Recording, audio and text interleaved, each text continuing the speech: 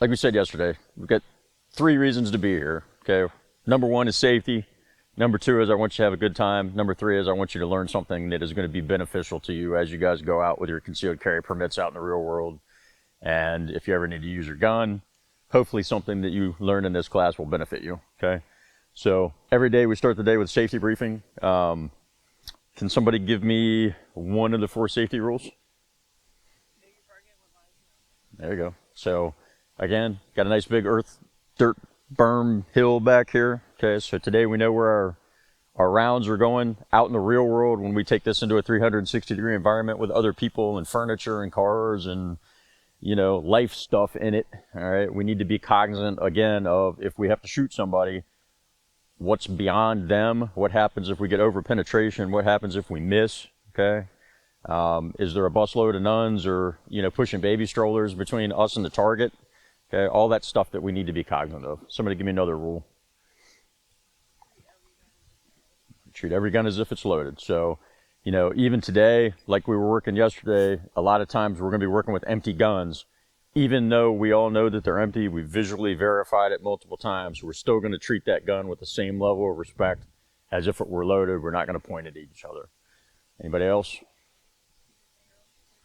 You don't get to do anymore. This is your last one. Yep. All right.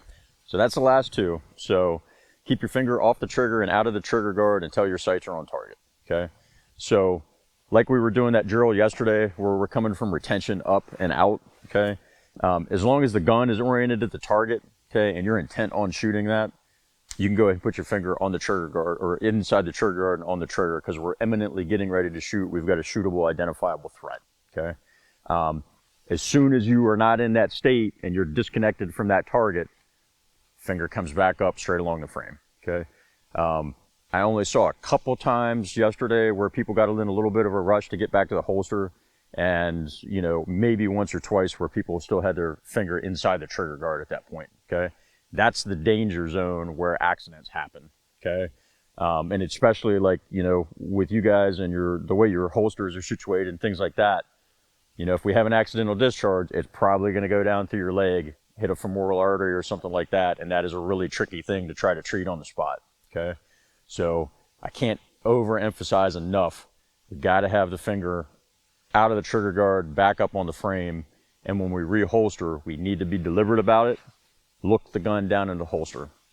Like I said yesterday, there's never or very rarely going to be a situation where we're in a rush as civilians, okay, concealed carriers, where we have to get that gun back into the holster in a hurry, okay?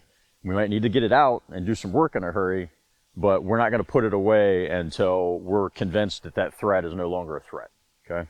And then finally, we're not pointing the gun at anything we're not willing to destroy. So that laser beam rule, that's going to be very important today because essentially what this Handgun 2 class is about is taking all the foundational elements that we learned yesterday, and now we're going to start plugging in things like movement.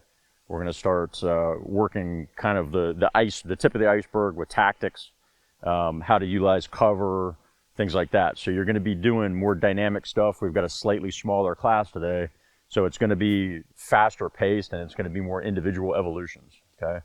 So you guys are going to be doing a lot of different stuff and putting a lot of different pieces together. So you really need to stay mentally engaged with the whole process, okay? If you start to feel like you're getting a little overwhelmed or I'm asking you to do something that's a little bit, everything we're going to do is going to be a little bit beyond your skill level, okay? That's the point. But if you think it's the point where, hey, I'm just mentally saturated and I'm not going to be able to pull this off safely, to say, hey, I don't feel comfortable doing that. Can you give me a modification on the movement or something like that? And we'll modify it for you, okay?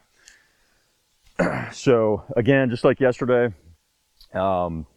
anything we drop on the ground until the line's cold stays on the ground, okay?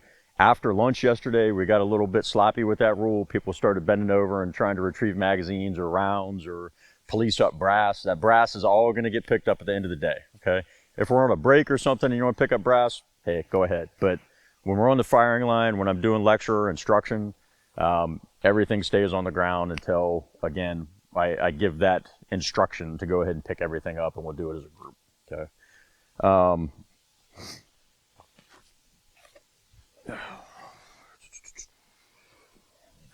Again, clearing garments. Use that support hand to clear the garment, then put the gun back in the holster. The support hand, a lot of folks, again, they have that habit of reaching over to like stabilize that holster. That holster is not going anywhere. It's attached to your belt, okay?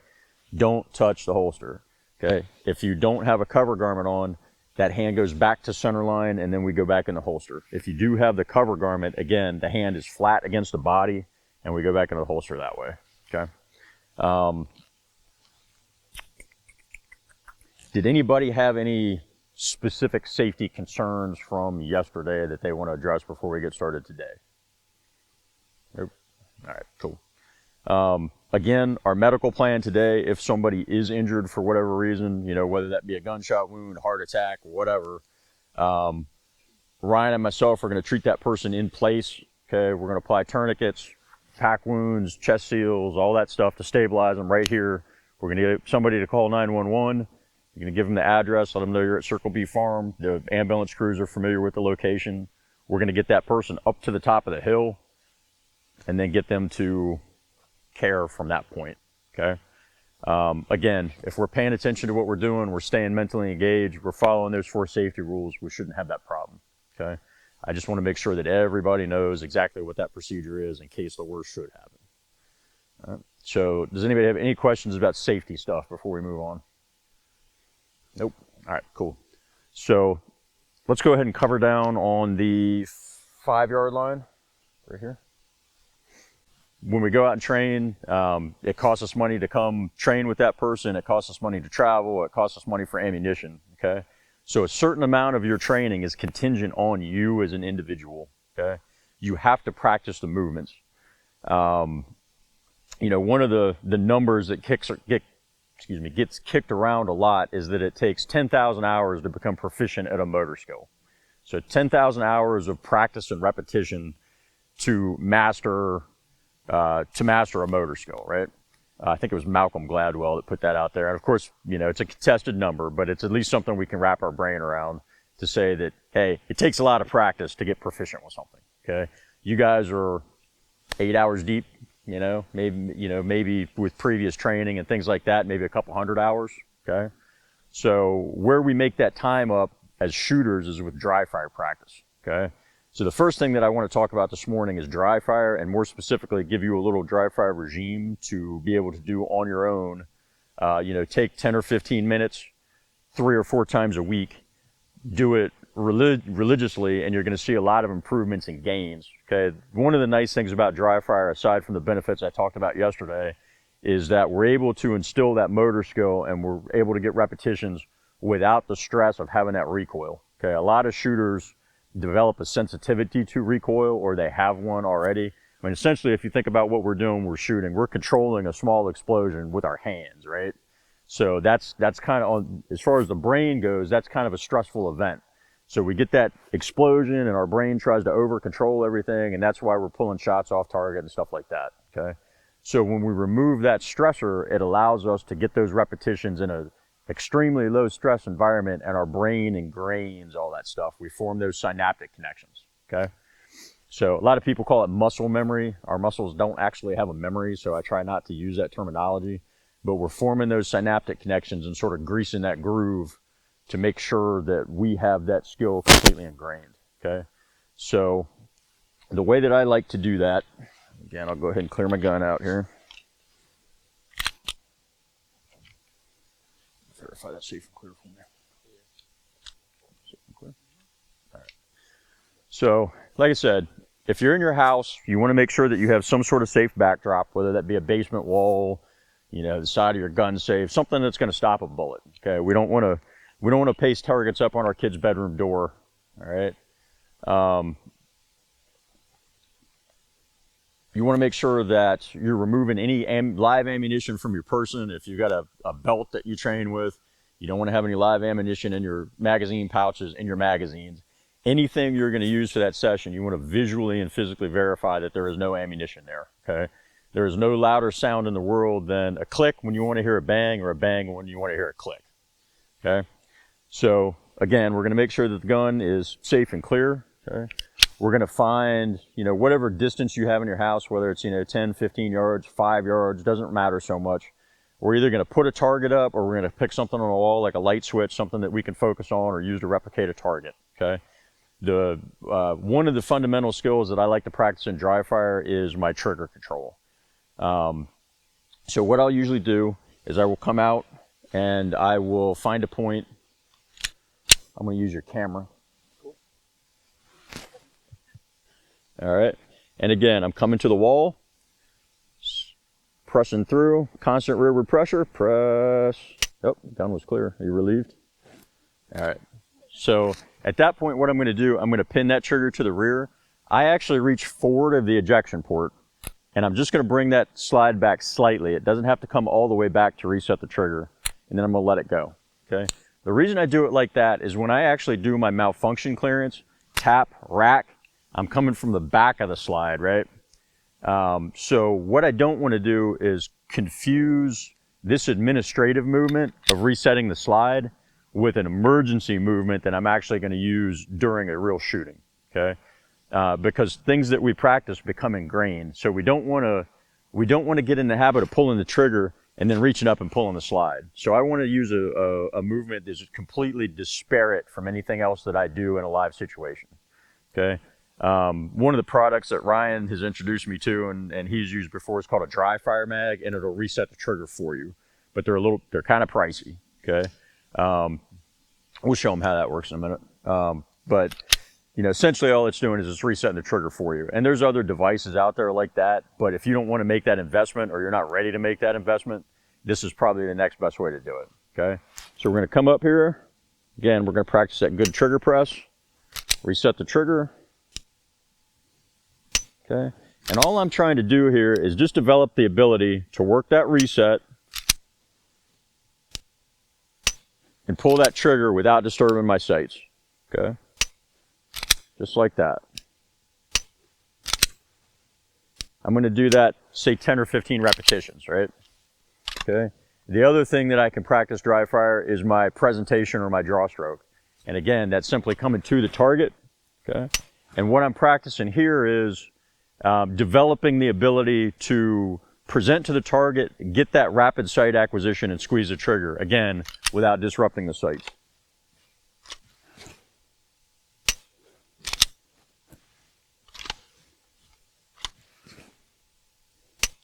And here I'll start to work in that immediate action or malfunction clearance. So when I get that click, just like in real life, all right, I'm going to tap, rack, and reassess. Okay. All right. Back to the holster. Get my click, tap, rack, reassess. Okay. Those are all skills that I can practice during dry fire. Okay. The other thing that I can do is I can isolate movements. So say, confirm that's empty for me. Okay. Say I want to isolate just this portion of my reload. Okay.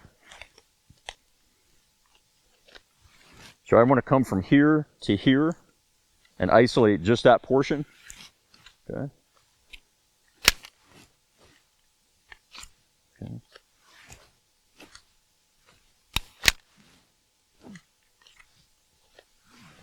So what we're doing here is we're developing the motor skill, we're practicing it, we get the repetition.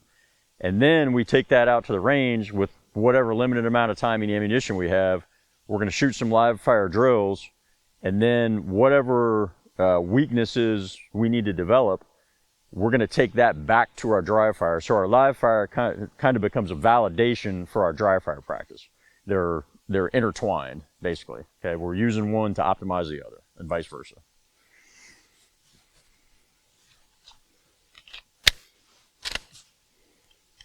Okay, so what I'm going to have you guys do to start this morning is we're going to do a little bit of dry fire work just to get our brains back engaged with what we're doing, and then we're going to go ahead and pick up live fire from there. So I believe everybody should be starting with a clear gun this morning, but I'm going to step back behind the line. I'm going to have you take your guns out. We'll lock the slides to the rear, verify that everybody's clear.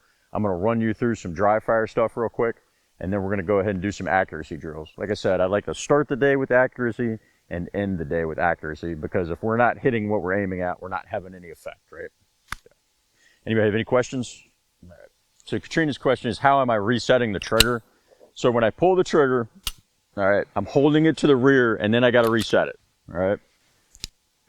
If I pull the trigger, cycle the slide, and I don't hold the trigger to the rear, the trigger is going to reset on its own. But part of that trigger control drill that I'm trying to do is figure out where that reset's at and how to manage it.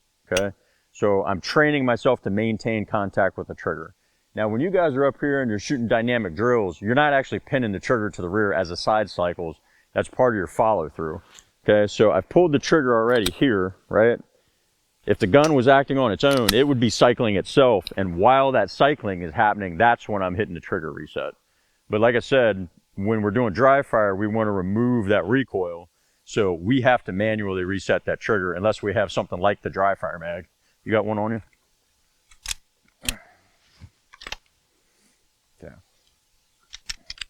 All right, so basically what this device does, it's just it's a magazine. I don't know how the engineering works, but what it does is it just resets the trigger mechanically for you between shots, okay?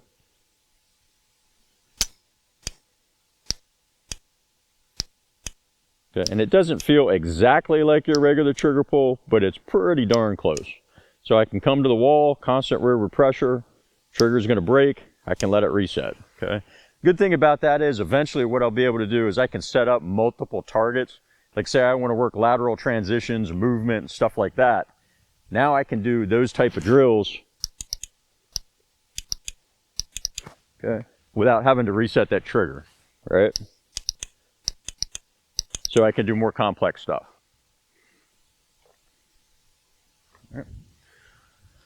Alrighty, any other questions? All right, very good. Let's go ahead and dress the line up on the 5-yard line. What's that? No. All right, so let's go ahead and take our guns out, point them down range. Okay, if you have a magazine in the gun, go ahead and remove it. Go ahead and lock those slides to the rear so we can come by and verify them. There you go. One other quick thing that I want you to focus on or think about when this kind of came up in discussion this morning, I figured I would address it. When we're doing these dry fire drills and for the rest of the day, when we're talking about your sight picture and your sight alignment, something to keep in mind, your eye can only focus in one spot at one time. You can't have crisp focus on a rear sight, a front sight, and a target. You got to pick one of those things, okay? So generally speaking for us, if we're using a classic fixed sight picture, we want to have hard focus on the front sight. The rear sight's going to be slightly blurry and the target is going to be slightly blurry, okay? Now when you're shooting dynamically in a high threat, high stress type scenario, chances are you're going to be focused on the target. So that's where we're going to get that flash sight picture.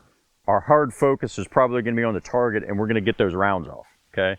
So you guys need to be cognizant of what I'm asking from you in the drill, okay? If I'm asking you to shoot the corner of this box, what kind of sight focus do you think we need to have? Hard front sight focus, okay? So I have a defined small target that I'm trying to shoot at. I want to have hard focus on the center of the tip of the front sight, okay? Now, say we're at the 3-yard line and I want you to shoot 3 rounds as quickly as you can, center mass. Where would I want to be focused at now? Correct. So I want to be center mass of the target, bring the gun up into my eye line, get the flash sight picture, squeeze the trigger, okay? Now the way we're manipulating that trigger, I try not to use the terms fast and slow, but it's more or less deliberate, okay? And it's more or less energy based on where we're at relative to the target and how quickly we need to shoot. So in motor learning, it's a concept called affordances. What can I do at my skill level from what distance in what time, okay? What we're doing by exposing you guys to different yard lines, different styles of targets and things like that is we want you to build up a concept or an understanding of what your affordances are, okay? If you're out in the world and a 50-yard shot presents itself with a hostage, chances are you're going to have to say, yeah, no, that's beyond my skill level. I can't do that. Okay, beyond my skill level too. All right. But if I'm at 3 yards and I'm trying to keep somebody from, attacking me or dragging me into a vehicle, well, you know what? That's probably within my set of affordances to solve that problem. Okay. So throughout the day, what I want you to be thinking about when we engage various targets at various distances is what kind of sight picture do I need and how fast can I work that trigger. Okay. Yeah, we can do that. So since Ryan's got these Ginchy targets here, or Ginchy sights, I'm going to go ahead and use them a little bit. So remember yesterday we talked about how your sights can be, as much as that much off. All right. I did that little drill for you. And I showed you at 3 yards, everything's still in a fist-sized group. So long as I'm exercising correct trigger pull. Okay. If I'm exercising trigger control, my sights can still be fairly jacked up and I'm still going to get a reasonable hit. Okay. Now, if I'm at 50 yards and I'm trying to make that long distance shot, I have to have that perfect even height, even light sight alignment, and I need to focus right here on the tip of that front sight blade in the center, and I got to have my hard focus right there. Okay. The rear sight's going to be a little blurry, and the target's going to be a little bit blurry. Okay. So put this the other way. There we go. Okay. So if you guys were shooting center mass of me, all right, that's what your sight alignment is going to look like at distance. Okay, it's got to be perfectly aligned. It's got to be crisp front sight focus. Okay, if we're up close and you're getting a flash sight picture, and say your sights are like that, okay, that's still acceptable so long as you're doing the job with the trigger. Okay, makes sense. So again, we got to figure out what can you accomplish at what speed, at what distance, and how much energy do we need to put on the trigger to accomplish it. Okay. I got to get a set of these. These are cool. All right.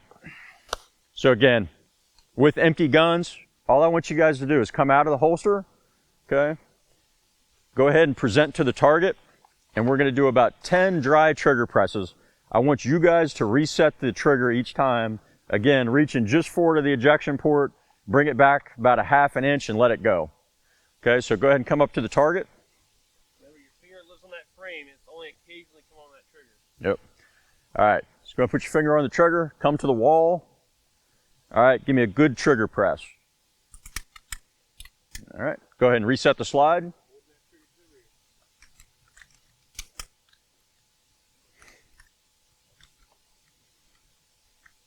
Okay.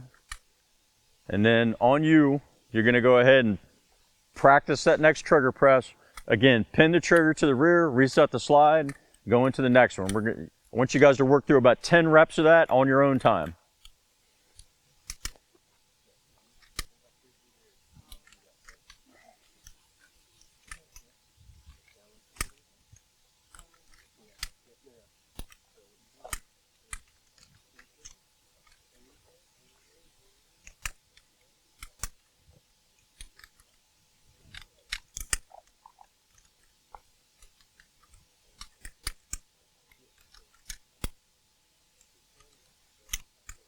You just want to go just forward of the ejection port. You don't want to get up toward the muzzle.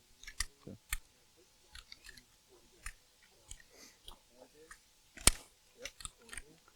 All right, guys, remember our good stance. We want a wide base, deep base. Even though there's no recoil right now, we want to act as if. We want to train our body to repeat those good movements that we want to see under stress. So wide base, deep base. Lean into the gun, nose over toes, weight forward. What's that?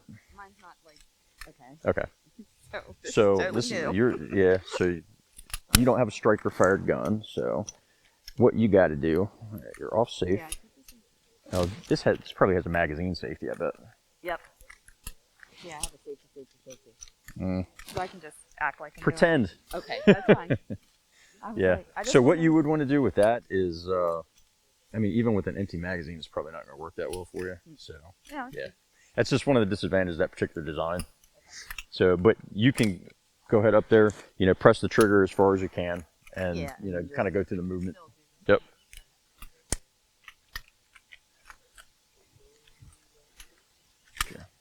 So you want your feet flat on the ground, okay? Feet shoulder width apart, 1 foot slightly in front of the other. Wide base, deep base. Okay. See how my toes are pointing to the target? Try to get your toes oriented to the target. So what you're doing is you're spreading your feet further apart this way. I want you to spread your feet further apart this way, okay? And then take about a half step forward. There you go. Okay.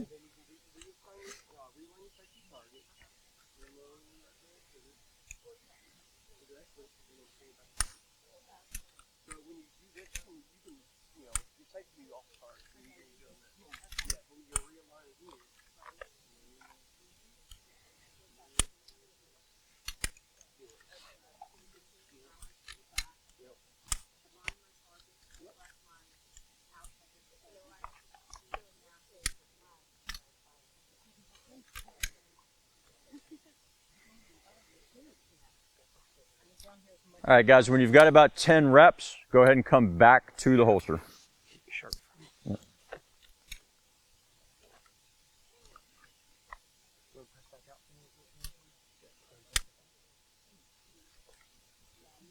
Fix your grip, Rose. So again, we want to be right here to right here. Okay, soak up all that black. Okay. Yep. Now, so doing this, is the objective, or part of the objective, to move as little as possible when... You want to disrupt the sights as little as possible. So that trigger's coming straight to the rear, okay, controlled surprise break, and the sight shouldn't move. So that's what takes the 10,000 hours? Because, I mean, there's this, but then to Resetting it, you can move the gun to reset it. That's not a big deal. So what you want to do is, like I said, work the gun to you, not you to the gun. So I'm coming here, I'm resetting, okay? It's the trigger pull that I'm working on. All right, so I think my objective is or my focus is in the wrong place. Yeah, fix your grip. There you go. And if you need to, for a quick second, you know which of the two things you're seeing. Close your right eye for a second. Make sure you quiet, and then you go in that right eye. There you go. Yep. So use your left eye though. Yeah, the reset of the slide is strictly an administrative movement. Okay, you're focused on the trigger press and the trigger reset. Okay.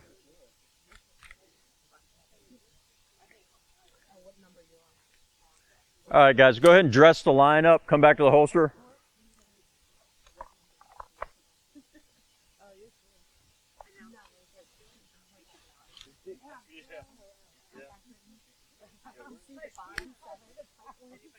All right, guys, listen up.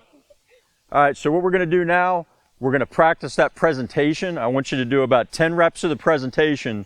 When you present, okay, come to the center mass of the target, get that good flash sight picture. I tell you what, let's get a good hard focus classic sight picture here. We got a little bit of distance and we want to practice that front sight focus and trigger control, okay? Once you get that click, go ahead and practice your tap rack reassess to reset the trigger, okay? And then come back into the holster. We're going to do that for about 10 repetitions. So this is what it's going to look like. All right, so I'm going to give myself that internal threat cue. I'm going to present to the target, okay? Get my good front sight focus, squeeze through the trigger, tap rack reassess. I'm practicing my follow through because I'm bringing the slack back out of the trigger and I'm ready to take that next shot. But then I'm going to go ahead and bring it back to the holster and reholster.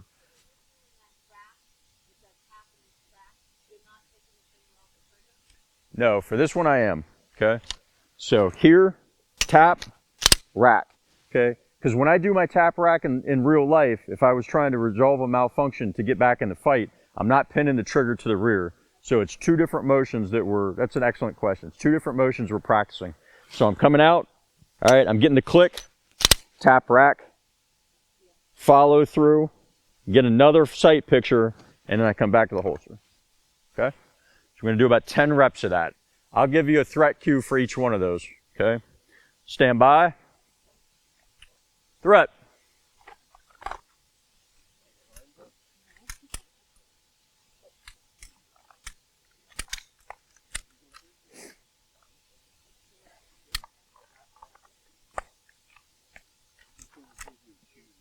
Yeah, I'll give you a cue. All right. Once everybody's back in the holster, I'll know we're ready.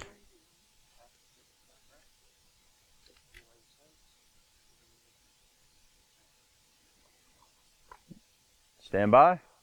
Threat.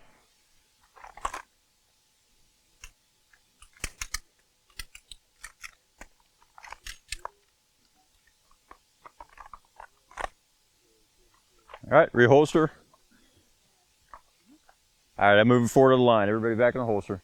All right, so remember, when we're doing the tap rack, we're practicing our tap rack reassess. Okay, this is not an administrative movement, it's an emergency movement. Okay, so we're not coming forward of the ejection port, tap, rack. Okay, just like we would if we were fighting with a gun. Okay, that's what we're practicing with this. Okay, so this whole dry fire regime, when we were doing the trigger reset earlier, that administrative reset, okay, for this, we're working strictly on the trigger control, okay? Here, we're working on the presentation and our tap rack reassess, which is our immediate action for a, what type of malfunction? I'm testing your retention here. What type of malfunction is it? All right, so I've got a hammer strike and nothing happens. There's no interruption to the feedway, so what is it? You said it earlier. Right. So tap rack reassess, that's how we solve it, but what type of malfunction is it?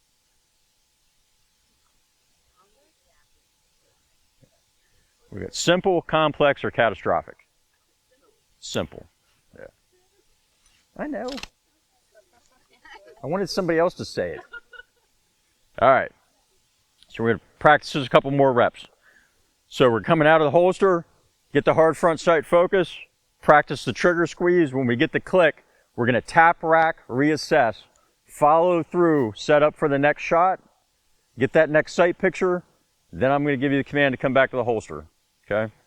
Or I check that last. You're going to come back to the holster, and when I see everybody's in the holster, we'll do the next rep, okay? Stand by, threat.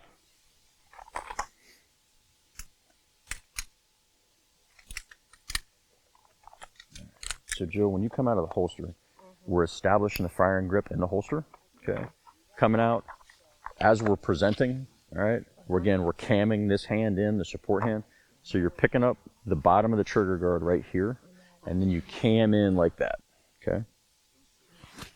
So what, you're right-handed, right?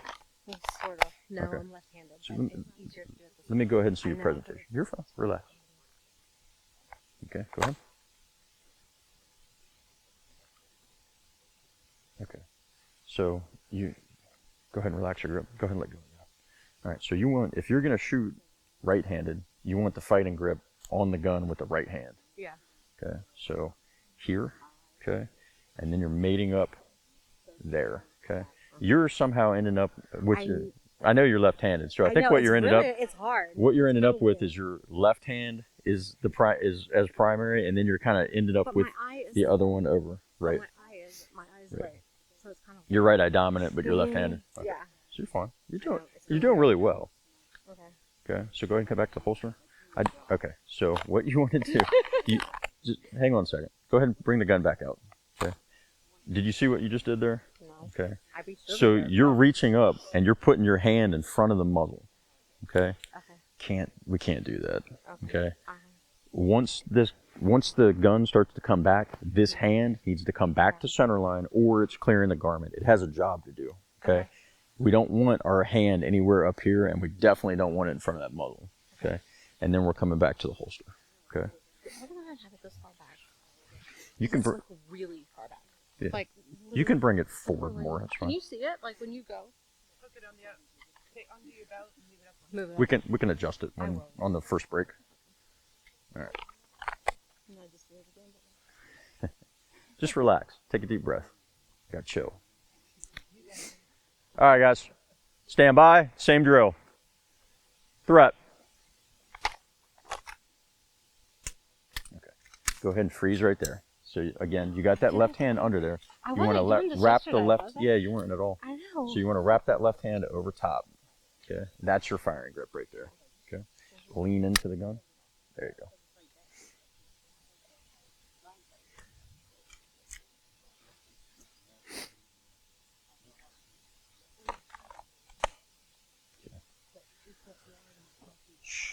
Stand by. I've been up since 5. Threat.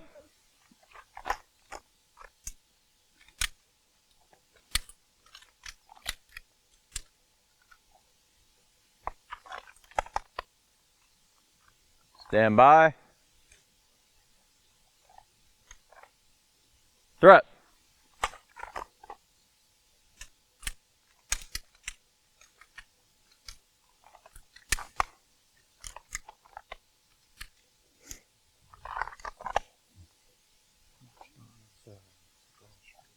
Okay. Stand by. Threat.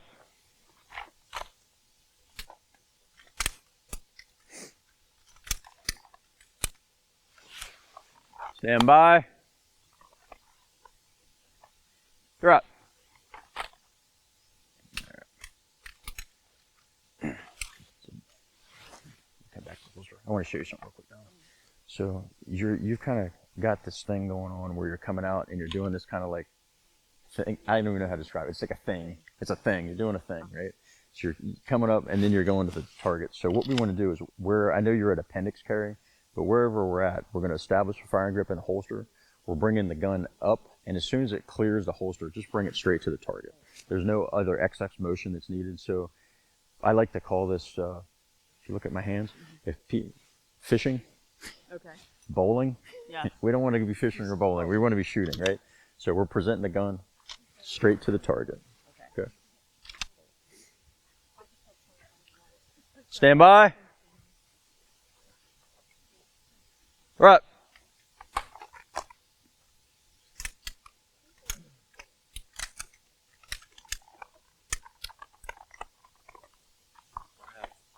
I'm definitely gonna have these tri-fire next time for next time. Yeah, they're nice. Stand by. Right.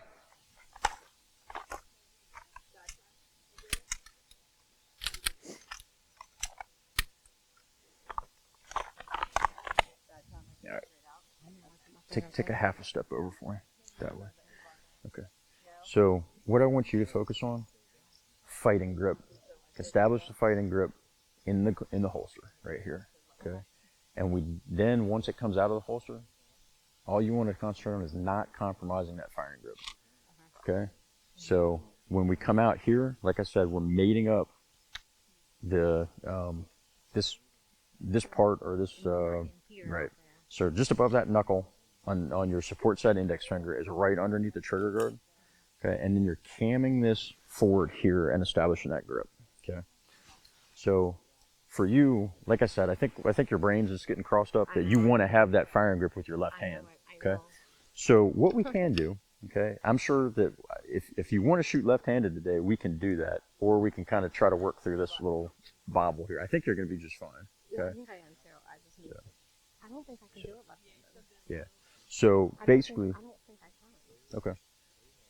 So for right now, let's just concentrate on establishing the firing grip and don't compromise the firing grip. Okay. And you plug the left hand in support, and then concentrate on whenever you're either coming out or coming back to the holster, this hand needs to be flat against your center line. Okay. All right. Stand by. Threat.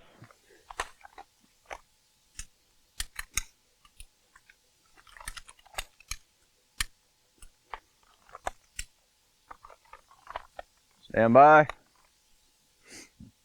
Threat.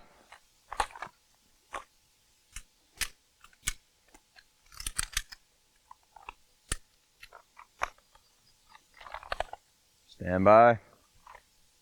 Threat.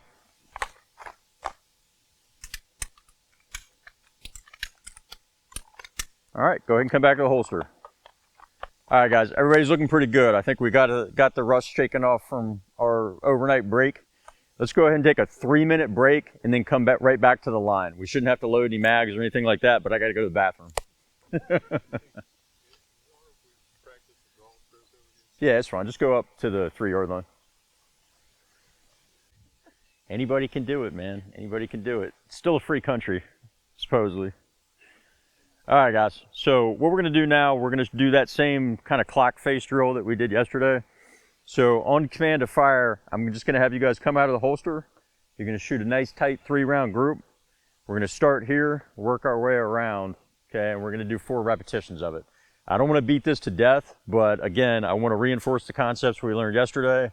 I want to start off emphasizing accuracy, because like I said, that's probably the most important element that we need to pick up as beginning shooters, is that trigger control, okay? I've been doing this for a while now, and I'm absolutely convinced that trigger control is what separates a proficient shooter from a non-proficient shooter, okay? If you've got that trigger control element, you can build speed, you can build task proficiency, and in any of the other things we do, whether it be movement, reloads, tactics, whatever. But if you don't have trigger control, you're never going to be a good shooter, okay? And I think you all have the ability to develop it, okay? Yep. Yes. Is that pulling back and not knowing when the gun's going to go off, or pulling back and you hear the click?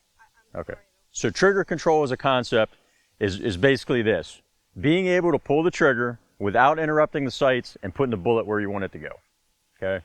That's Not interrupt the sight, you mean keeping your sight on when you pull that it's not. okay. So what happens when we take that sight picture and we superimpose it over that target? If you pull that trigger and you move the sights, that round's not going to impact where you wanted it to go, okay? So what we have to learn how to do is get the sight picture. And again, like I said, the sight picture doesn't necessarily always have to be perfect depending on where we are and what our acceptable target is, okay? So if my acceptable target is anywhere in center mass, my sights can be slightly off, okay? Today, for what we're doing, I want you to get a front sight focus, and I always want you to be referencing your sights, okay? But the trigger control aspect comes in, you're bringing the trigger straight to the rear, you're getting that controlled surprise break, and you're not interrupting the sights, okay? So as you become more proficient, you're going to be able to shoot faster, and you're going to be able to call your shots. So basically, you're going to make the gun go off when you want it to go off, right? And we're all instinctively doing that. When I'm asking you guys to shoot quicker drills and things like that, you're coming up, you're getting that flash sight picture, and you're squeezing the trigger, okay? And that's totally fine. But when we want to make that nice, tight group, okay, and again, like I said, I think that's what separates a proficient shooter from a non-proficient shooter. We got to have that trigger control. And in the phase that most of you guys are at, you have to have that controlled surprise break, okay? Does that make sense? Okay. So what I'm going to do, I'm going to demo for you real quick, and I'm going to kind of show you what's going on in my head because I'm going to verbalize it, okay? And I'm going to shoot hopefully a nice tight 3-round group for you, okay, from 3 yards. Okay, so go ahead and have your eyes and ears in place.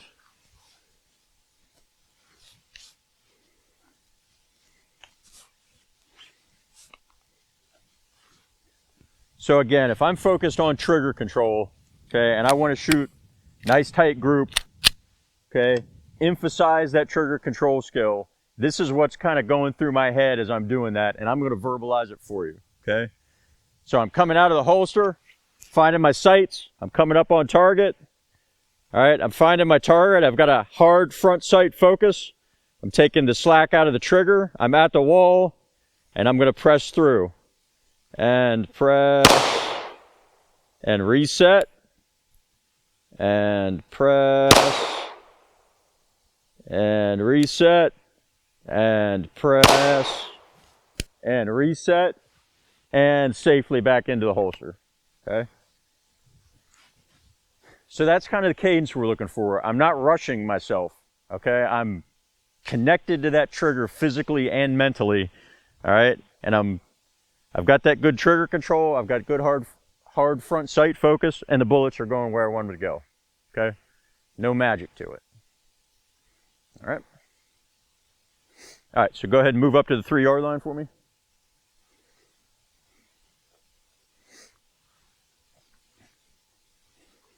All right, look to your left, look to your right, dress that line up. We should be between the cones. All right, pretty good. Okay, guys, go ahead and load and make ready if you have not already done it. Load and make ready.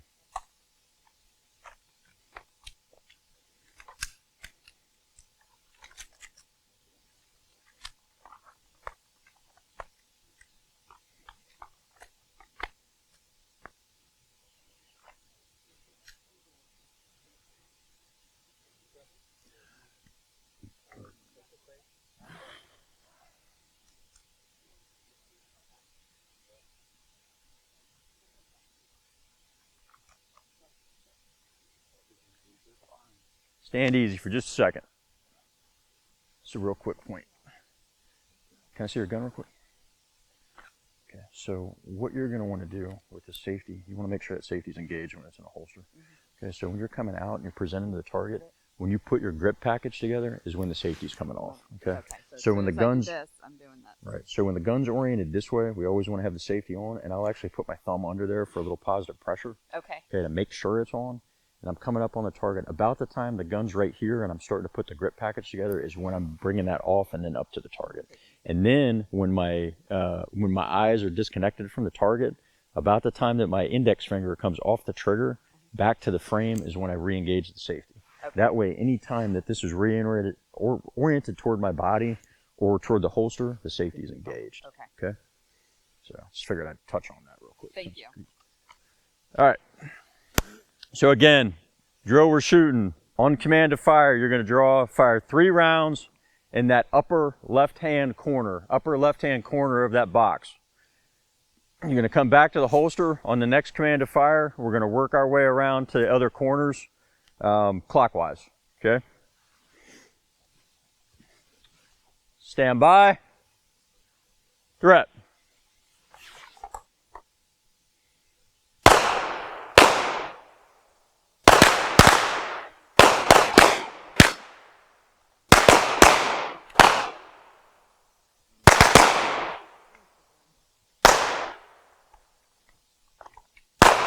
Very nice trigger control, Rose. Nice job.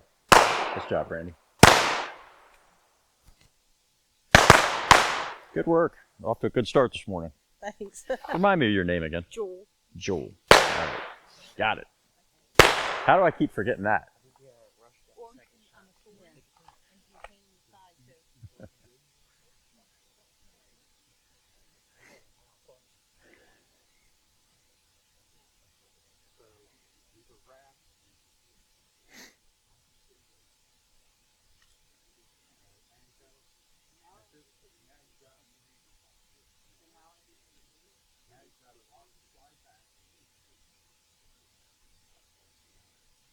Everybody stand easy. We're correcting a malfunction.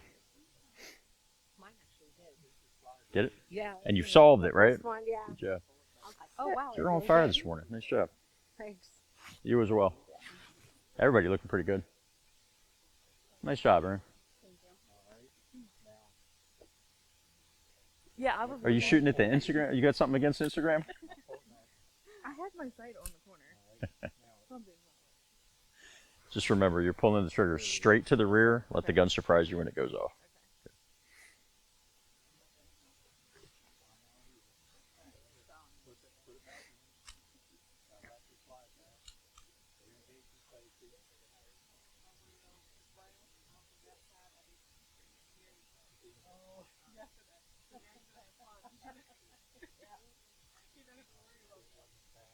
There were several occasions where it landed on him.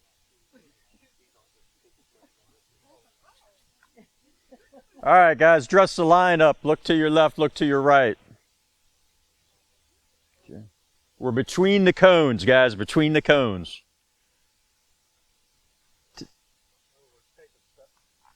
Right. All right. We got a bow in the middle here. Let me get this half of the line to come up just a touch. There we go.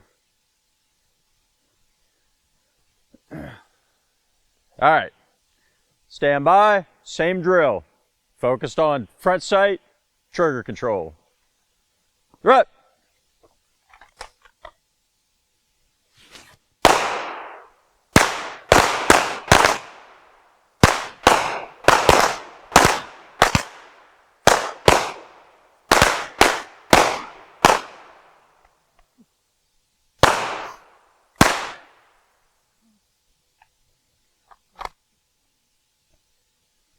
Going to the bottom. That's fine. I figured. You do it however you want to do it, as long as you know what you're shooting at. Just my belly. Stand by. Threat.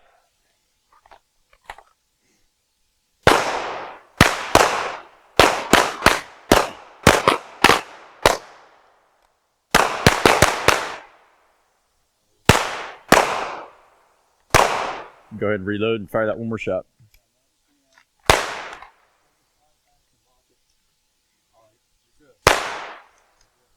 Everyone, get that done up in your workspace.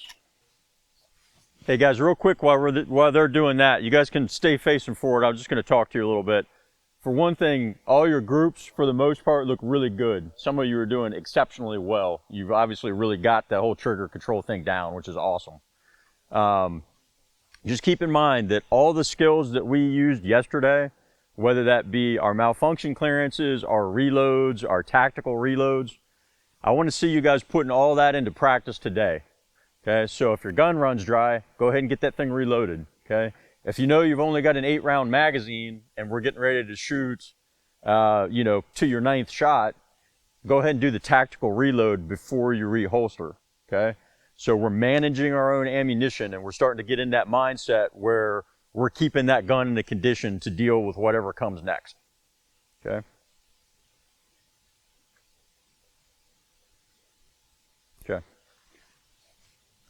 All right, guys, last rep. Let's make this one count. Stand by. Threat.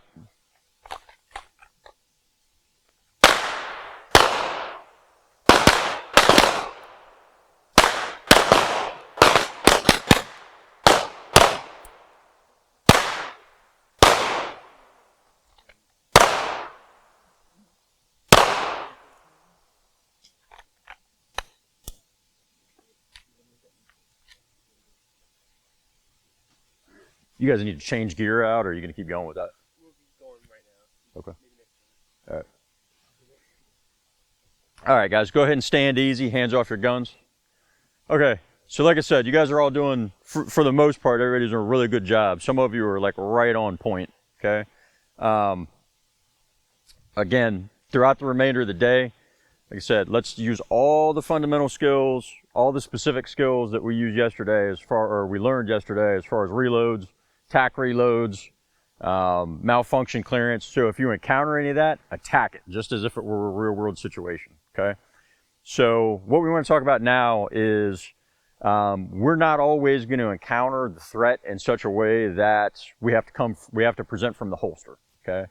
So sometimes we'll be responding from, say, our bedroom, or we'll have some sort of cue that we know that we're going into some sort of engagement or about to be confronted by some sort of threat, okay? In that case, we want to know what to do with the gun when it's already out of the holster, okay? Because obviously if I don't have to work from the holster, under stress, it takes time to get the gun out, right? So if I know trouble's coming, I'm going to have the gun out already, okay? So what we want to talk about now is ready positions, okay? Or where the gun should be when it's not in the holster, okay? So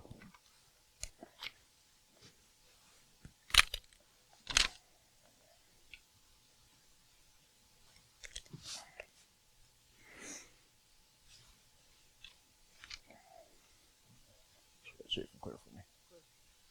Okay. All right. So the first thing that we want to talk about is low ready, okay? So what low ready position is, if this is our firing position, okay, low ready is just depressing the muzzle like this, okay? You see this a lot on TV, cop shows, stuff like that, right?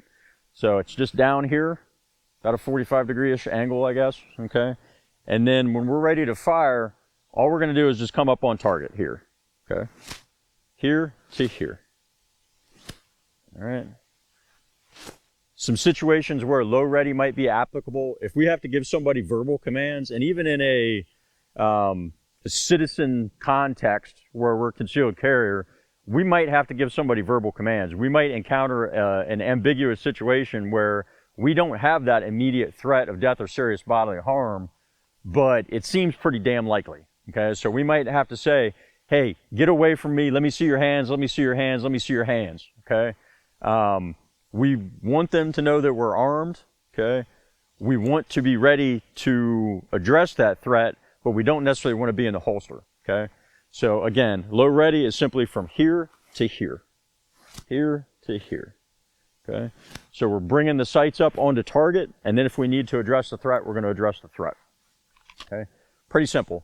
So what we're going to do about 3 reps of that, just simply coming up. I'm going to have you guys come out of the holster, present to target, come to low ready. On command to fire, you're going to come up. we're going to fire 1 round center mass. Okay, I'm trying to conserve your guys' ammo as much as I can. Okay. All right. So go ahead and dress the line up. I tell you what, since we're only shooting 1 round, let's move to the 5-yard line.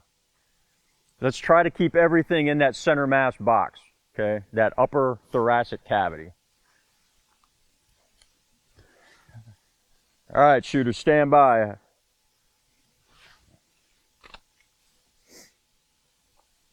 Go ahead and come out of the holster, present to the target. Come to the low ready position, low ready position.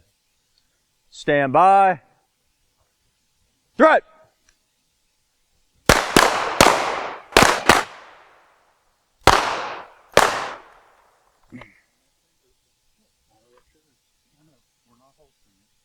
She can holster. Sure. All right, guys, when you're done, you can either keep it at low ready or you can come back to the holster. Doesn't matter. All right, let's present to the target. Low ready.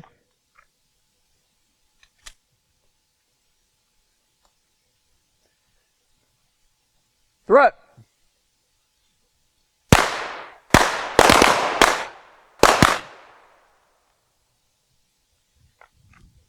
Okay. Back to low ready. Threat.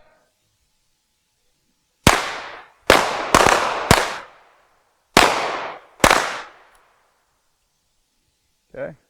Back to the holster.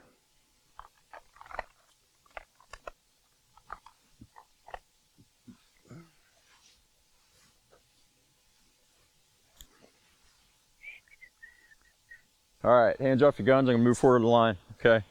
So, can you guys think of some situations where we might not want to have our guns pointed down in the low ready position? Bam. That's a really good one. Anybody else? You're on the 2nd floor of your house. Okay. All right, so think about this. If, you know, like for me, if I was doing a raid with a SWAT team and I got guys downstairs and guys upstairs, I don't want to use a low ready because if I have a negligent discharge, that round's going to go through the floor and hit one of my buddies. Okay. Maybe you're a parent and you are on the top floor and your kids are on the bottom floor. Okay. Or a guest or whatever, right? One of the things that's frequently cited, you know, everybody loves Navy SEALs, right? So they don't use low ready because they don't want to shoot a hole in their boat. It's probably bullshit, but it sounds cool, right? So anyway, point is there are situations where low ready is not appropriate. Okay, so in that situation, what I want to use is a high ready position. Okay, so high ready is simply here. Okay, so we're bringing the gun back in. Okay, so we're compressing it back toward our chest and we're elevating that muzzle. Okay, so let me borrow you real quick. Some situations where that might be appropriate, say he and I are doing an entry together or something like that, and I want to cover the long wall in a room. Okay, we're going in, he's going to go that way. Okay, that way. Okay, he's going to go that way, and I can pick up coverage here. Okay. Likewise, if say I'm clearing a stairwell, I don't want to be going up the stairs with my gun like this. Okay, I want to be clearing the stairs like so from that high ready position. Okay. High ready also works really well in a crowd type situation. So that's why I really like it for, again, that citizen concealed carry context. If I'm in a crowd at Walmart or a restaurant or something like that and stuff is breaking loose and people are running everywhere, I can have that gun in a high ready position. I can use this hand to fend and work my way through the crowd without having my gun pointed at a lot of people, right? All right, so for this one, all I'm gonna have you guys do, again, we're gonna come out of the holster. This time we're not gonna reholster in between, we're gonna return to that ready position in between repetitions, okay? So we're just gonna compress the gun, elevate the muzzle at about a 45-degree angle, okay? On the command to fire, we're gonna press out, we're gonna fire that one good shot center mass, okay? It looks like everybody's hitting pretty well, all right? For the most part. If you're not getting the hits you want, what do we do? Focus on trigger control, right? All right, dress the line up, look to your left, look to your right. Go ahead and come out of the holster to the high ready position. High ready position. Fingers off the trigger. Fingers off the trigger. Our sights are not connected to the target yet. Stand by. Threat.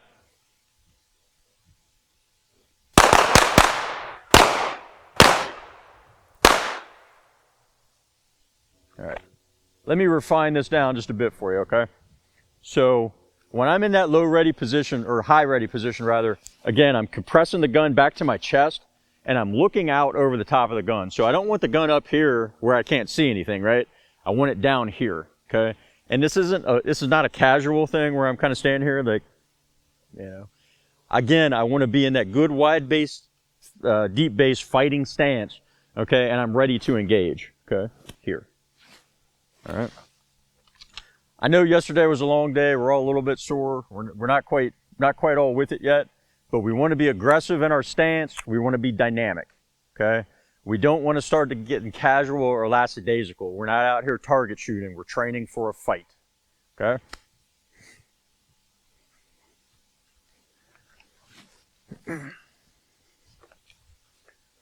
All right, shooters, go ahead and present to your target. Come to the high ready position. High ready position.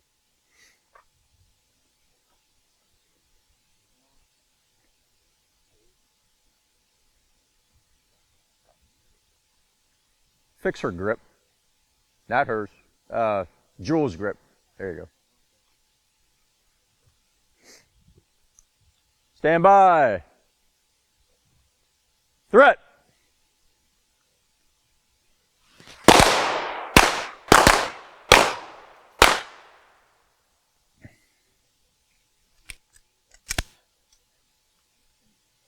All right, back to the high ready.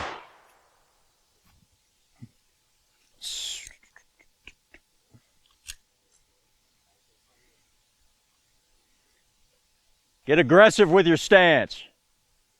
As soon as I see everybody be aggressive, we'll shoot some more.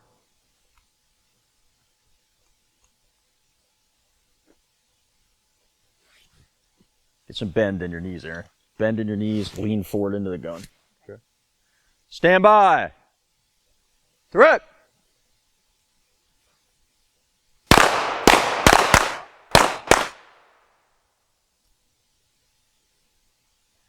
Stand by. Threat.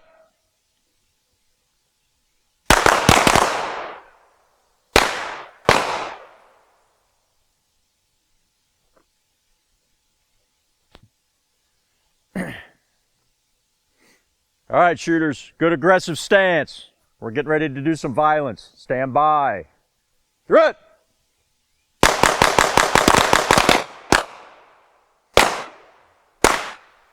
Manage your ammunition. If you see you need to reload, hit that reload. All right, guys, one more rep. Let's see a good aggressive stance. Stand by. Threat.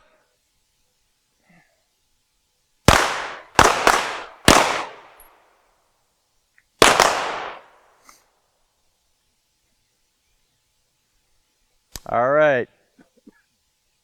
Scan, manage your ammunition, reholster. All right, guys, hands off guns. I'm moving forward to the line. How's everybody doing for ammo? Got at least one more magazine? All right, cool. All right, so the next ready position that I want to talk about is compressed ready, okay? Compressed ready is it's a lot like high ready in that we're bringing the gun back into our chest along the line of presentation, okay? So here, okay? The reason that we do that, okay? Ryan, let me borrow you for a second. So, go ahead and stand here, face toward me. All right, so say Ryan's a bad guy, all right? Imagine, if you will, we've got a wall here and a wall here, and I'm coming up on that intersection, okay? If I'm searching that structure, whether it be my house or whatever, okay, and I extend this all the way out, even in a low ready or a high ready, okay, if I break that plane of this wall, he's going to reach out and grab my gun, right? Okay? So what I want to be able to do is I want to still be able to fire effective shots. Remember when we shot from this number 3 position, this high compressed position yesterday, we can get good effective hits as long as our hips and shoulders are square and we have a good kinesic index on where that gun's at, right? It's a lot harder for him if I'm searching or assessing here. He reaches out and grabs that gun. Okay, now I have some control over that situation. Okay, I can bring it back in. I can use that tight little parabola to break his grip. Okay. So what we're looking for when we're doing searching and things like that inside of a structure is we want an appropriate level of extension or compression based on an uncleared area. So if I'm coming up on that corner, it's fine for me to take the hallway like this, but as I get to that corner, I need to start compressing and I need to start thinking about protecting that gun. Okay? So for our purposes today, we're not getting quite that deep a dive into it. We just want to be able to go from here to here, here to here, picking up our sights, breaking that first shot. Okay? All right, guys, same drill. Go ahead and come out of the holster, present to the target.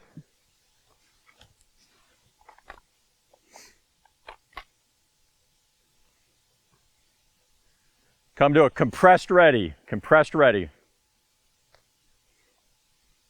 It's not a high ready, guys, it's compressed. So the muzzle is level and down range, level and down range. Okay? Stand by. Threat.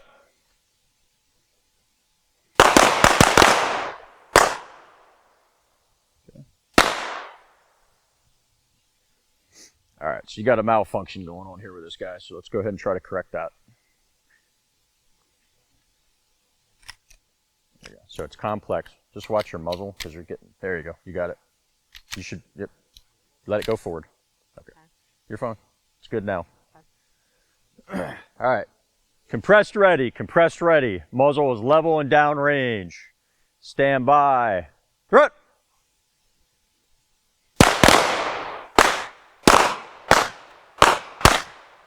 You see this gap right here in your grip?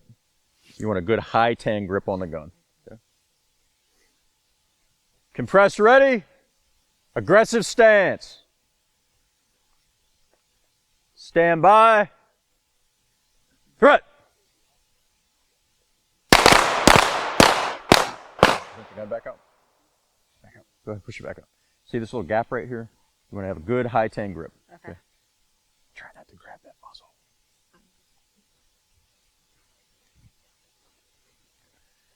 All right, compressed ready, stand by, and threat.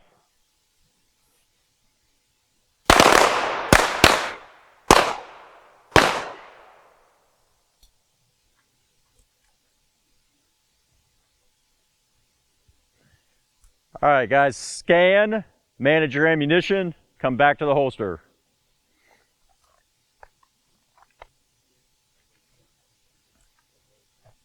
So you're getting this thing going on when you're doing administrative stuff with your gun, where you're gripping here and you've got both fingers outside of the trigger. Okay. We want fingers outside of the trigger, but we want to have this firing grip. Okay.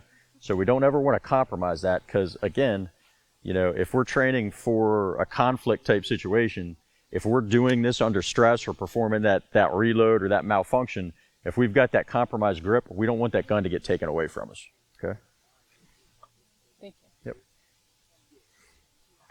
Your hits are looking awesome.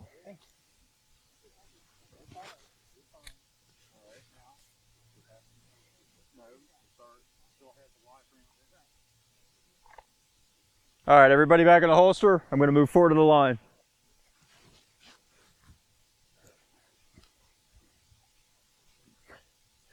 Okay. So we're going to do one more ready position before we talk about that. Okay, I want to talk about one other thing. We're going to do a little experiment here. Okay. This is what we call state access. Okay. And what I mean by state access is we're trying to put ourselves in a very specific mindset. Okay. So, you know, remember yesterday when I said that this is a women's only class, but it's not a women's class. Okay. It's the same curriculum I teach to the dudes. Okay. When I tell the guys to get aggressive, they're like, hell yeah, let's get aggressive. Let's do this. Yeah. We were already there. Thanks for catching up. Right? Okay. With you guys, I'm like, get aggressive. They're like, yeah, you know, we'll get there. Maybe after lunch. Okay. So we're going to do a little experiment. Okay. I know we had a show of hands yesterday. How many of you guys are parents? Okay. What I want you to do, okay, I want you to take your hands off your guns, put them to your side. I want you to close your eyes for a second. Okay. I want you to imagine, okay, that somebody has come into your home, all right, and they have the intention of harming your children, okay, whether that's rape, murder, abduction. They're there with the intention of hurting your child or taking your child away from you. And I want you to ruminate on that and really truly consider that possibility for a second.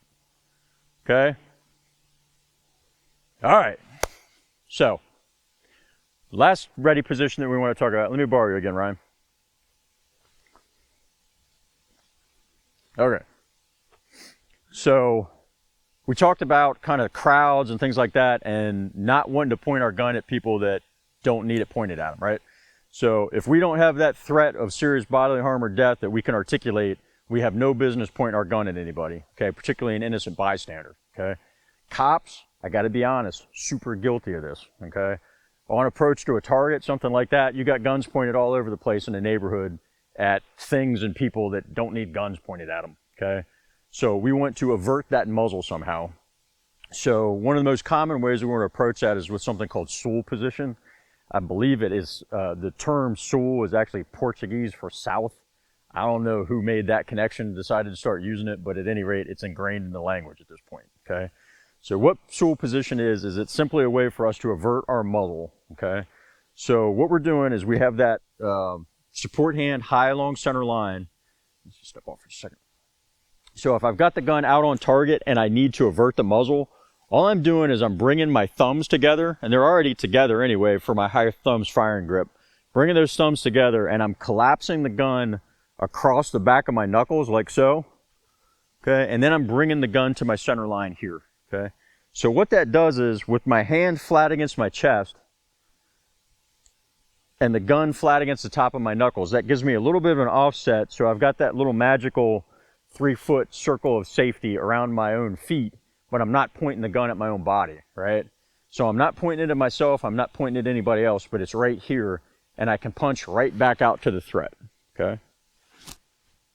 Right here, okay? So what we're gonna do, I know you guys have loaded guns, but we're gonna dry practice that a couple times. So I'm gonna have you come out of the holster, I'm gonna have you come to, or present to the target, I'm gonna have you come to the stool position. We're gonna come around and check to make sure you're kind of in the right orientation. And then we're gonna have you practice presenting to the target a couple times and then coming back to stool. And then we're gonna do it live, okay? All good? All right. Let's dress it down on the 5-yard line. Look to your left and to your right. Okay, again, this is not a firing sequence, not a firing sequence. So go ahead and present your guns to the target.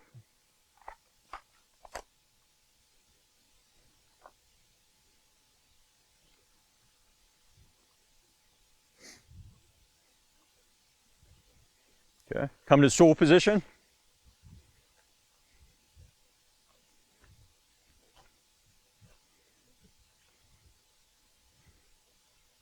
Good, so you just want to kind of have your thumbs pressed together like this. Oh, okay.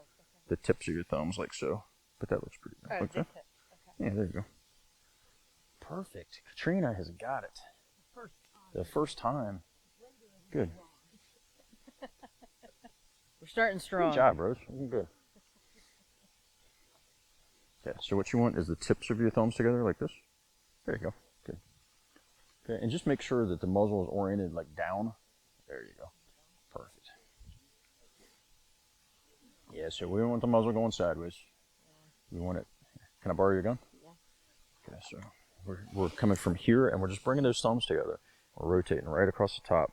So the gun's pointed this way still. It's oriented down, and then we present straight out here like that. A little accordion. All right. Go ahead and try that for me. Okay. So go ahead and present the gun. Yeah, we don't want to do that. Okay, so I'm going to guide the gun. You're saying do it down first. All right. All right, I'm going to guide the gun.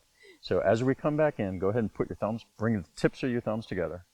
All right, we're going to compress. We want to be high up along the center line. Okay, right, and the muzzle oriented down. Okay, so if you think about it, we're going to keep the muzzle on the same orientation. Okay, just go ahead and bring it out, and then you bring the into the firing grip. Okay, and then back in. Okay, and the muzzle goes down. There you go, and back out. Yeah. All right, let me see your gun again. Okay. So here, we just as we're coming back in here, the thumbs are coming together like this, and then I'm kind of rotating down here, and that's where the tips of the thumbs are coming together like this. Okay, so what you're doing is you're coming sideways like this, and we don't want to be over there. Okay. So the muzzle orientation stays that direction. It's just coming up and it's rotating, so we can rotate the gun this way. So don't point it down. Yeah, we don't want to put the gun down. Okay. Still not quite there. Yeah. All right, so see how it's angled off? You want it straight up and down. That's pretty close.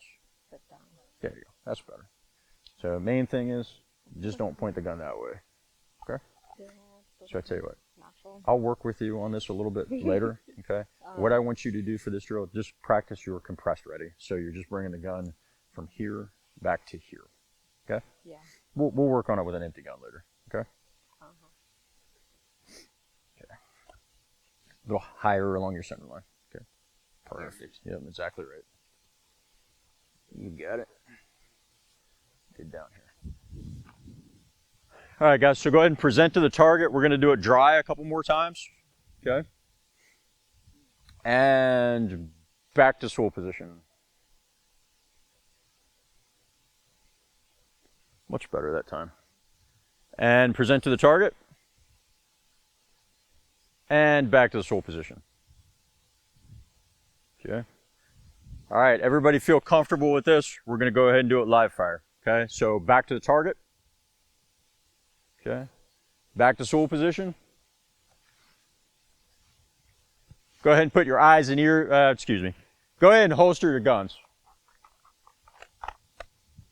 So everybody put your hearing protection and your eye protection in place. Okay, now we're going to present to the target.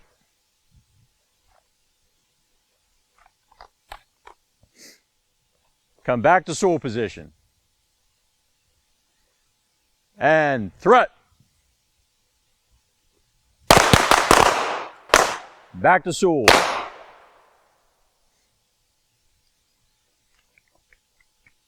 All right, you're gonna malfunction again. So I just want to drop this out. So as you're bringing that gun in, just be observant of the fact that it's locked to the rear. And if we got the malfunction, we can go ahead and correct it. Like I said, these guns are notorious for this particular problem.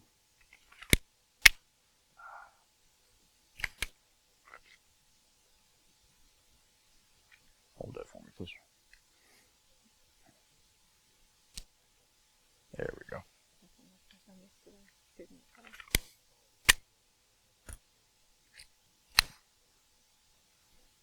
There you go. All right, one more time, guys. From the sole position. Threat.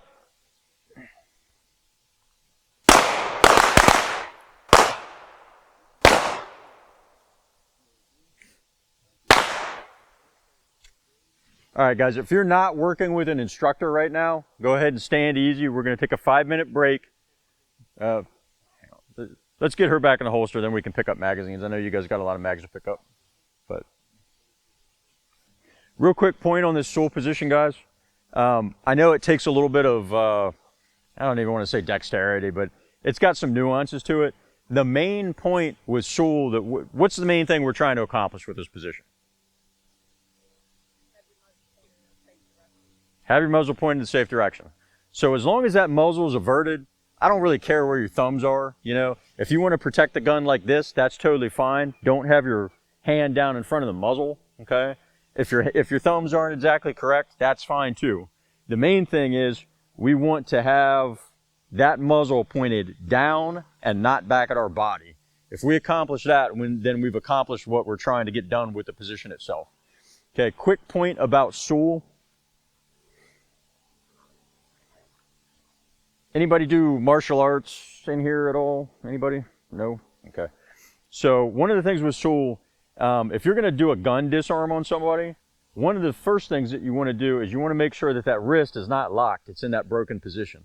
So with Sewell, our wrist is already in that broken position. So I want you to hold the gun just like this, finger underneath the trigger guard, not in the trigger guard. Okay, go to Sewell position. Okay. Here. All right, so if I'm the bad guy, I'm in a crowd, whatever, and I blend in with everybody, with that wrist already in the broken position, I can reach in here and I can just strip that gun right out of his hand, okay?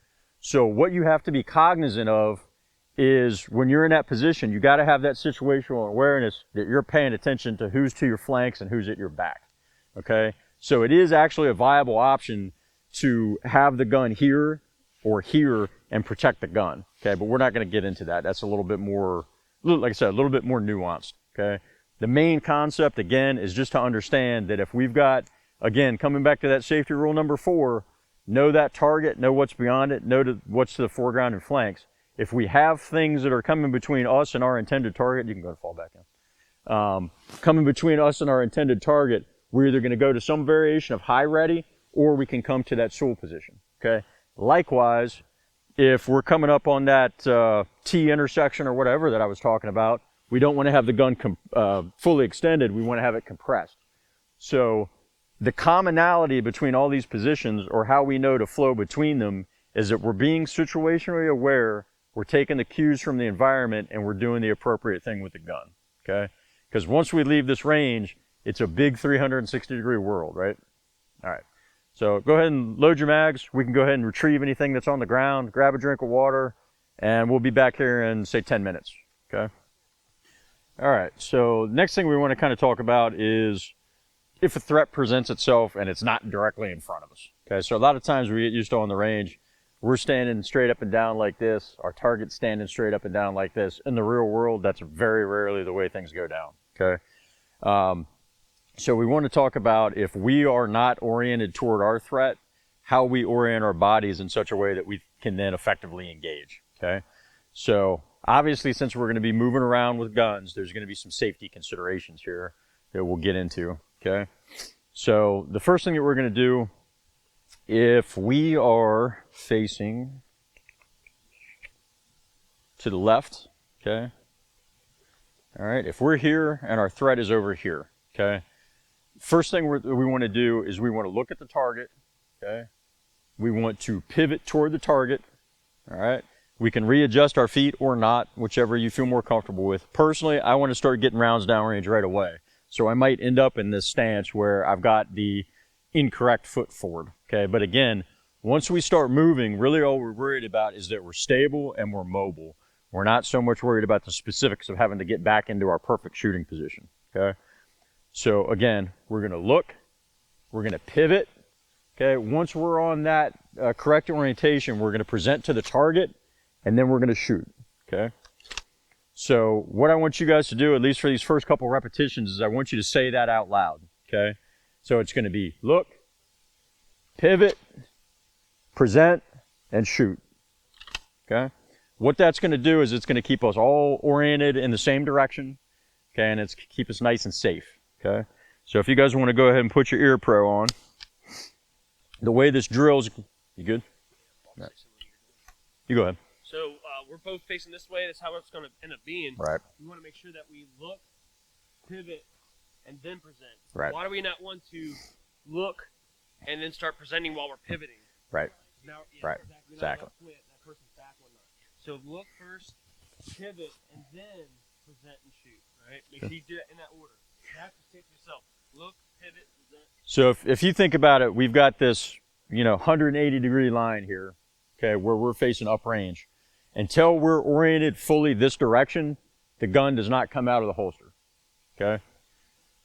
So again, if you guys go ahead and put your eyes and ears in place, this is what it's going to look like live fire. We're going to fire two rounds center mass on this drill, okay? So again, on the threat cue, and I'm going to verbalize it with you guys, okay? So it's going to be look, pivot, present, shoot.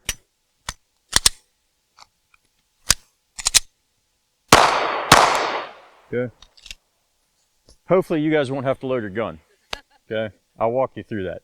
But good teaching moment. Okay, I did not have that situational awareness of the condition of my weapon, right? When I figured out what that condition was, I fixed it real quick and I got the problem solved. Okay? All right. Yes. We're going to get there. Okay.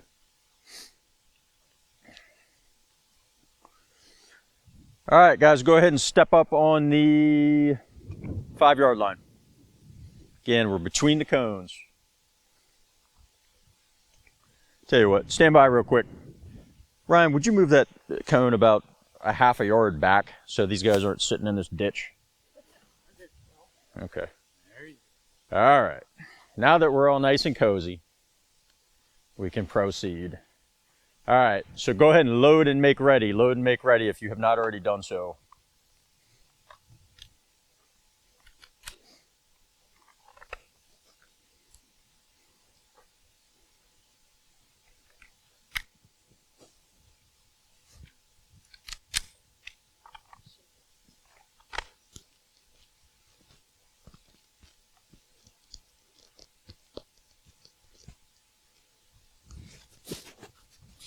Okay, everybody face to your left, your left. All right, remember guys, we're going to go through this. I'm going to give you those commands. We're going to say them together. So we're going to look, pivot, not yet. I'm just telling you what we're going to do. This is a preparatory command. Look, pivot, present, shoot. Okay? Stand by.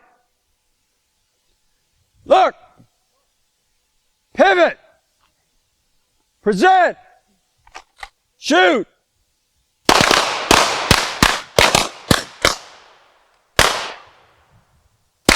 Your grip's starting to come apart again. All right, scan, manage your ammunition, come back to the holster.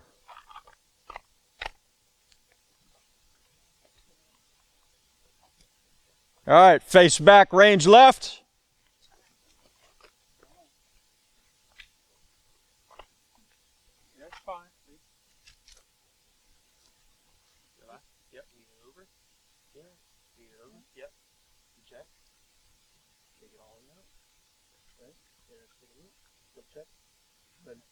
Pull back.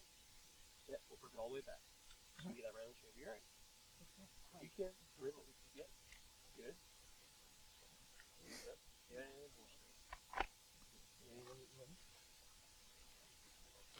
Randy's like, I'm not turning left yet. I'm waiting. All right, guys, stand by. Again, by the numbers. Look, pivot, present, shoot.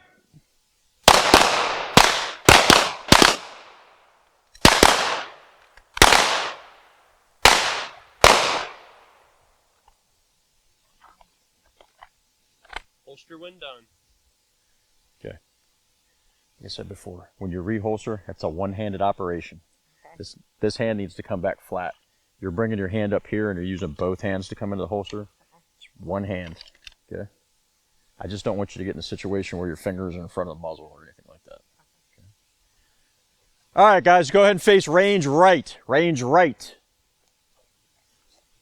Okay, we're going to solve this problem exactly the same way. We're just pivoting in a different direction.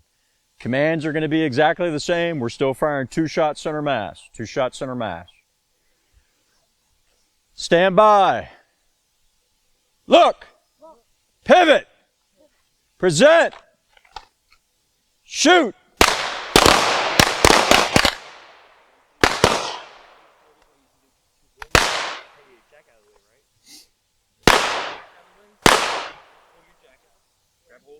Pull it out of the way.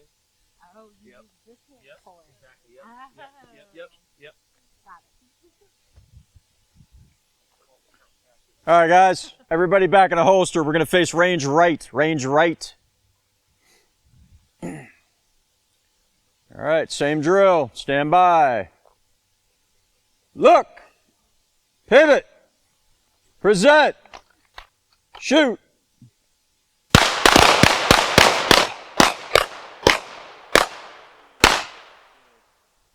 It's a good trick. I like that.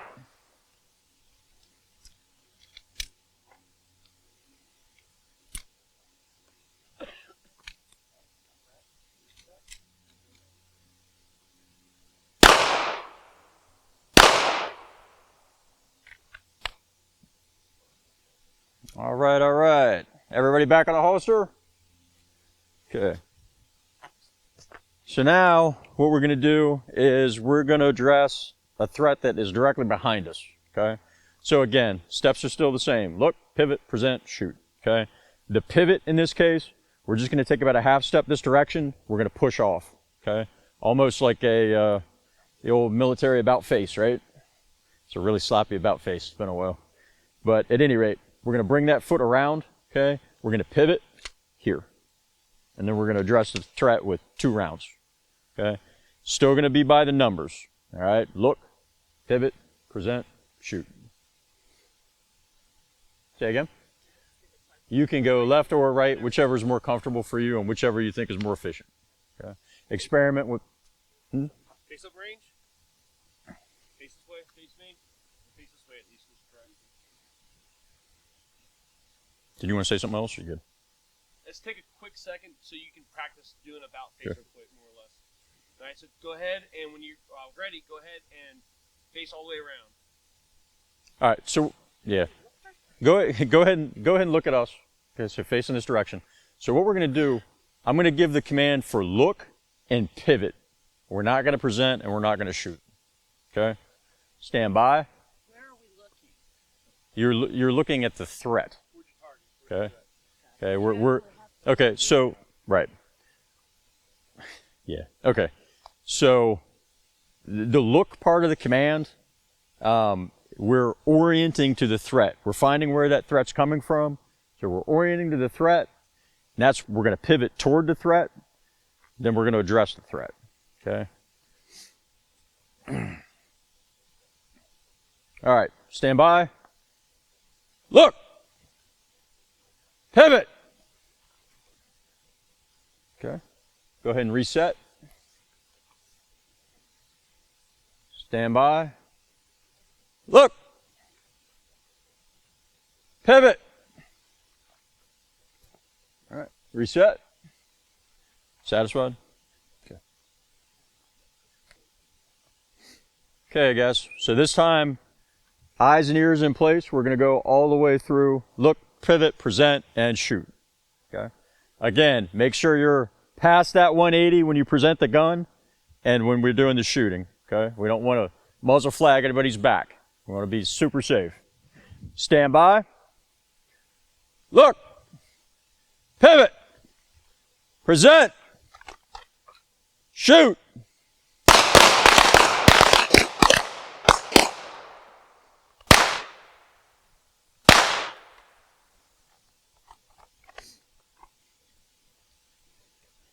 Okay, scan, manage your ammunition.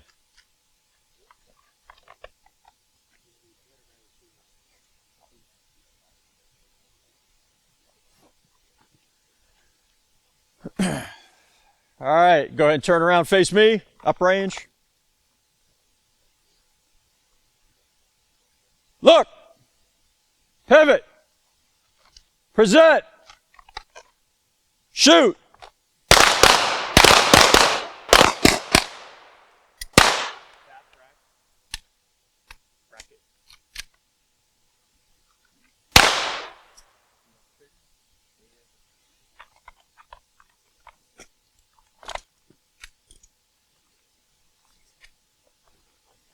All right, guys, back to the holster.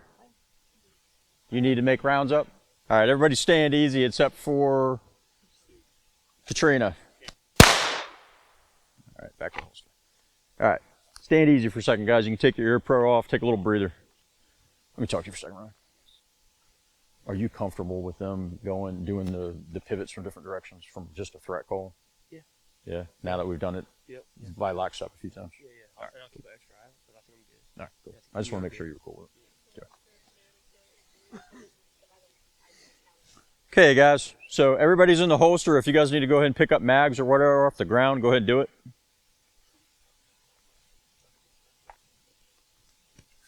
Okay, so If anything, I would say tell them that they can still say it and or say it out loud or say it in their head. They should still kind of pivot for them. Right. Okay. All right. So the next thing that we're going to do, obviously, if we're out on the street and we have a threat that presents itself, okay, we're not going to have anybody to stand there and say, look, pivot, prevent, shoot, right? The reason we wanted to do that is to make sure that we had ingrained in your mind exactly what the steps were to this process and to make sure that everybody was being safe before we went into any other drills, okay?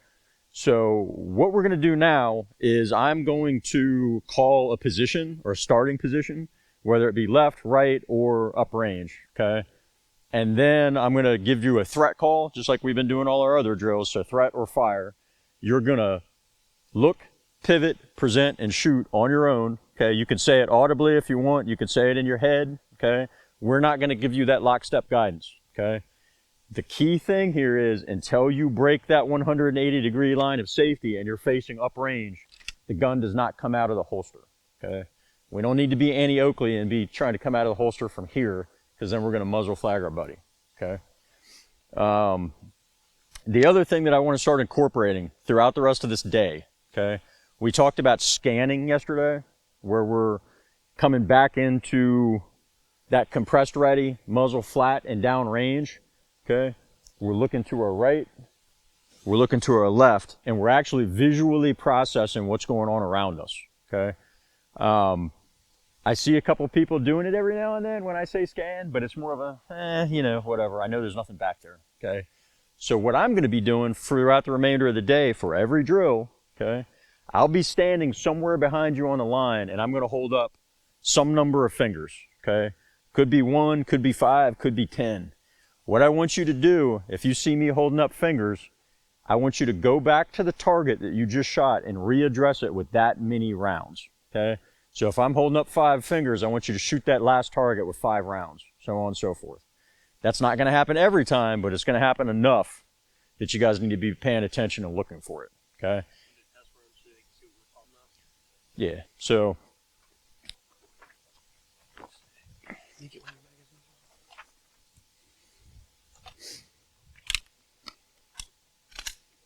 All right, so if Ryan's shooting at the demo target, I'm going to say face range right, stand by, threat.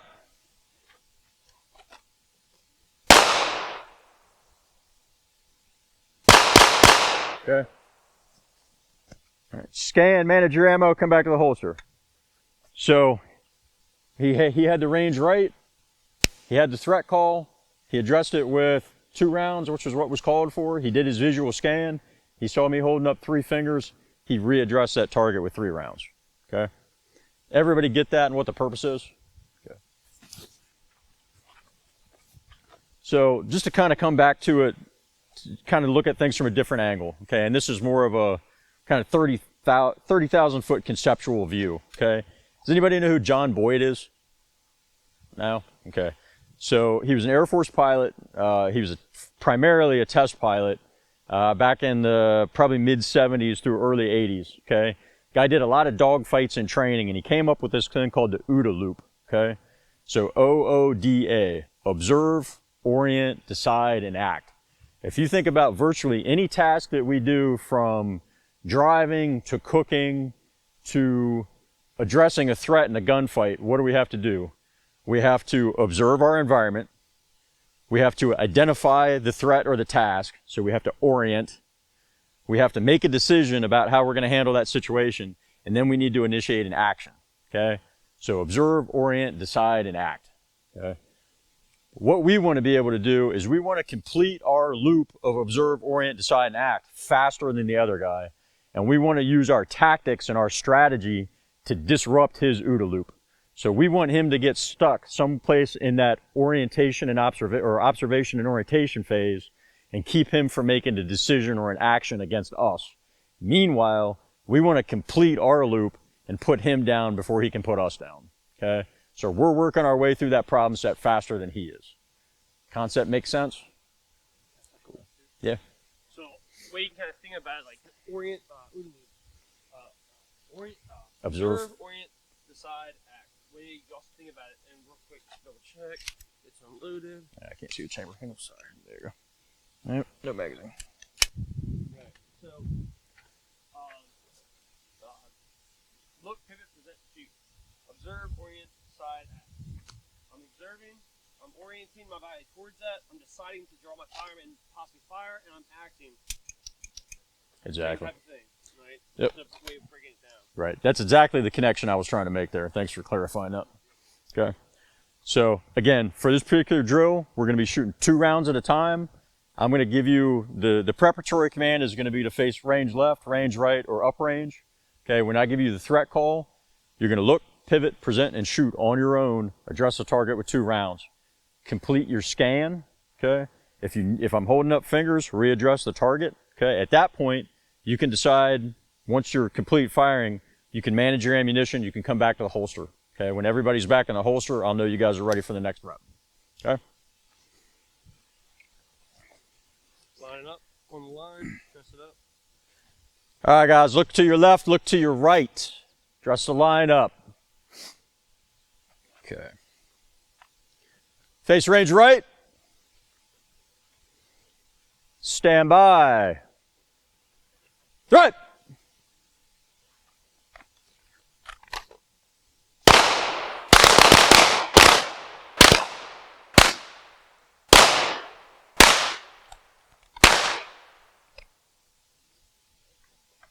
Scan, manage that ammunition, back to the holster. Okay. So remember, guys, we're not even touching that gun until we're facing down range, okay? Range left. Watch the coffee there. Stand by. Throw it.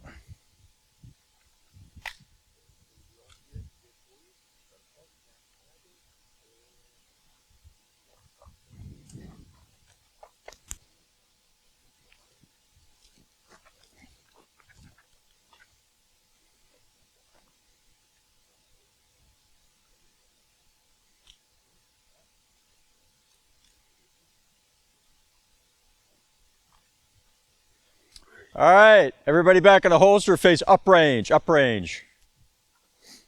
Face the tables. Face Let's the tables. turn around and face toward me. Okay. So some of you guys are, you're looking, but you're not seeing. All right, you got to pay attention to where I'm at and see if I'm holding up fingers and then readdress that target. Some of you, I saw your heads move, but you didn't see what you were looking at. Okay. And just to reiterate, when you turn and you're looking for them, you're trying to find them, make sure Right. that gun stays at that target. Okay. Stand by. Throw it. Look, pivot, present.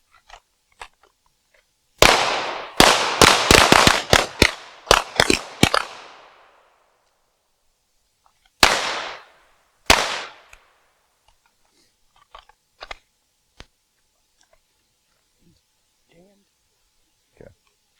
So you like to slide to the rear. Strip the magazine. There you go. So you didn't have the slide locked to the rear. That's why it wouldn't come out. Okay. So go ahead and let's look at the orientation of that mag. So we want to make sure that's up. Go ahead and reinsert it and then rack the slide. Hopefully it'll chamber around.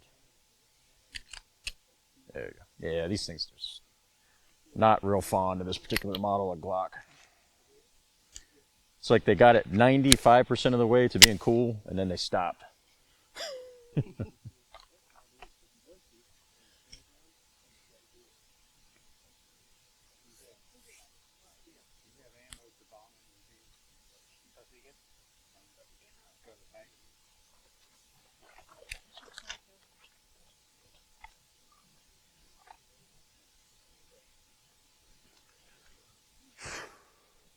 All right, guys, go ahead and turn around, face me. Let's come to the 15 or 10 yard line, 10 yard line. Okay, between the cones, you can move that cone over, Donna, thank you. All right, same drill, same drill. Remember, we're not presenting until we're facing that direction. Stand by. Threat!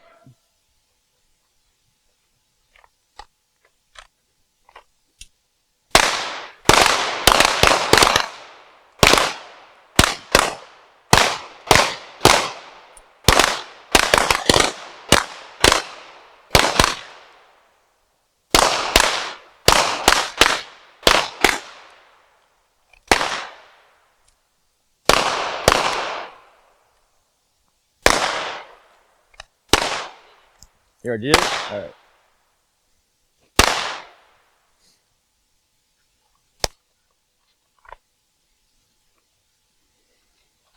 All right, range left, range left. Stand by. Threat!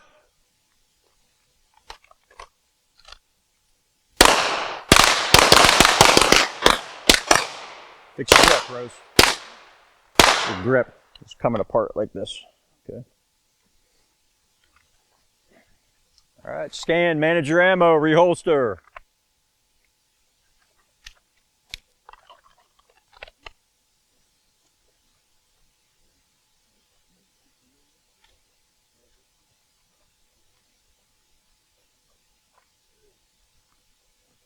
All right, face to the range right, range right.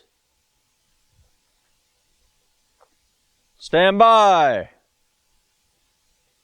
Threat!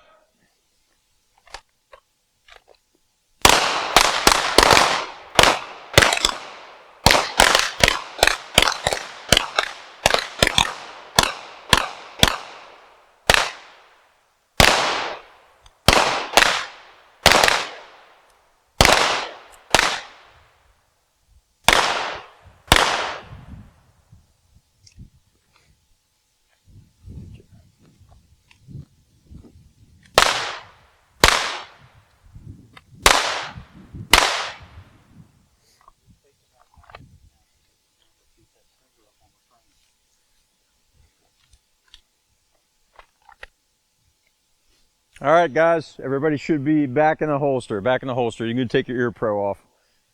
All right, you guys can pick anything up off the ground that you need to retrieve. All right, nicely done, everybody. How you guys feeling about your hitch?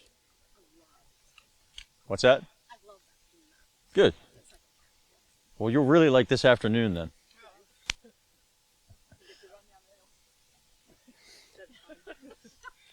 But I think the first thing I saw was how little those things were. All right, guys, so everybody's doing a really good job up to this point. You guys are being real safe. You know, again, just to reemphasize, main things that are going to keep us all safe out here is just the orientation of that muzzle, okay, not pointing at anybody else, and making sure that that trigger finger comes off the trigger and out of the trigger guard anytime our eyes are not connected to those sights, okay? That's the biggest thing. We can screw up pretty much anything else, and as long as we have that, we're not going to poke holes in anybody, okay? So I want you guys to go ahead and take 5 minutes, water, bathroom, ammunition. We're going to reface targets, and then we're going to go ahead and come back up, okay? All right, so now that I've got most of you guys shooting pretty good with 2 hands, we're going to start doing it with 1 hand, okay? So remember earlier or before, we refer to this as our dominant side as our firing side, our non-dominant side is our support side, okay? So what we're going to do is we're going to shoot strong hand only first, okay? And I'm going to show you, what's that? We're going to get there. We're going to get there. Don't rush me, okay? So what I want you guys to do real quick is do a little experiment with me, no guns involved, okay? So I want you to just take your fist and just hold it out in front of your body like this. So we're keeping our same stance, okay? And we're just holding our fist out in front of our body, okay? All right. So basically like you got a pretend gun and you're kind of sighting at the target over top of your fist, right? Yeah. Okay. All right. So everything about our body mechanics stays exactly the same, okay? Because again, we're not out here, you know, having a gentleman's shooting match or a 19th century duel where we're standing up and we're not expecting any impact, okay? We're still expecting and prepared for either impact or movement. So we're preserving stability and mobility with our stance.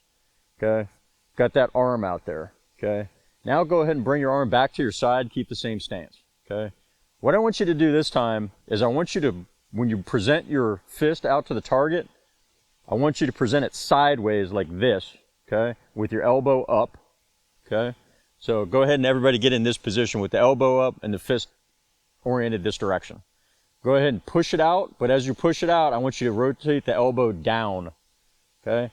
You feel this shoulder muscle pack, okay? You feel that tension? That's the position that we're looking for with single hand shooting, okay?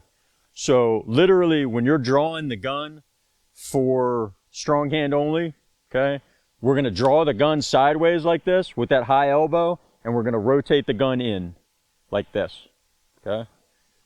You're going to feel that tension in the shoulder pack, okay? Does everybody feel the difference between those two positions? No? Okay, one of them is much more stable than the other, okay? All right, so go ahead, facing me. All right, just go ahead and hold your fist straight out, okay? Now go ahead and relax it at your side, okay? Now clench the fist, bring the elbow up, okay? Rotate the elbow this way, okay? You feel it? Okay. I mean, my shoulder's tight. Yeah, your shoulder's tight, yeah, that's exactly it. Yes, yeah, okay, exactly. You're activating that shoulder muscle and you're stabilizing that position, okay? All right, so guys, what I want you to do, we're going to just, again, with our pretend gun, our fist here, like I said, we're going to come from roughly where our holster is at, out, rotate that elbow down, we're going to feel the shoulder pack. Okay, so hold your hands to your sides. When I say present, I just want you to make that fist, high elbow, punch it out, and rotate that position in. That's the only part of the motion we're practicing. Okay, so stand in your stance, so stand by, present. Okay, we should feel that shoulder pack or feel that tension. Okay, all right, so go ahead and come back in as if you were going to reholster. Okay, and present. All right, go ahead and reset and present. Okay, reset and present. So when we're doing this, when we do it with the gun, again, we're going to come from the holster to the target, okay? We're not coming back here like this, okay, and then going out. We're going to come up and out, but we're just coming up sideways with the gun, and we're going to lock it into position, so locking the elbow as we reach full extension. So what that's going to look like, I'm going to face both directions and do it a couple of reps. I'm going to come out, and I'm just rotating, okay? Out and rotating, okay? On the way into the target. Here. All right. So again, with just our fist, reset and present. Okay. Reset and present. All right. I'm going to go ahead and step back behind the line. Everybody go ahead and come up to the 3-yard line for me. 3-yard line.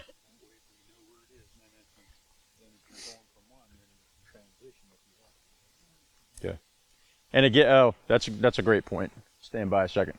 All right, so during this evolution, our support hand doesn't have a job necessarily other than to stay out of the way, okay? So what we want to do is we want to bring that center line, that hand to center line. We want to clench our fist right here. For one thing, we know where it's at, okay? And the other thing is we don't want it dangling down here and causing excess motion in our body, okay? So we don't want it dangling out here and causing movement, all right? We want it locked in here if at all possible. Now, situations where we might end up shooting from strong hand only, I'll tell you what, we're going to practice it first, then we'll talk about the context, okay?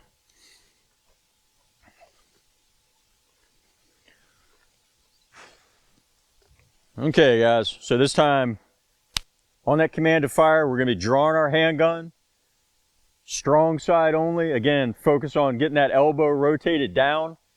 Good front sight focus, good trigger control. Okay, this isn't a throwaway shot. We're still trying to hit what we're aiming at.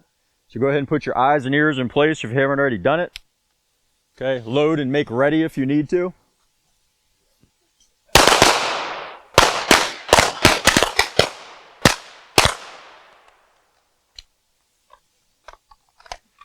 Nice job, nice job.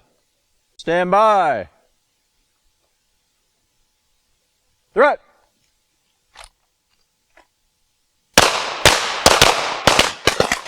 Make sure you're getting that high tone. Okay. Stand by. Threat.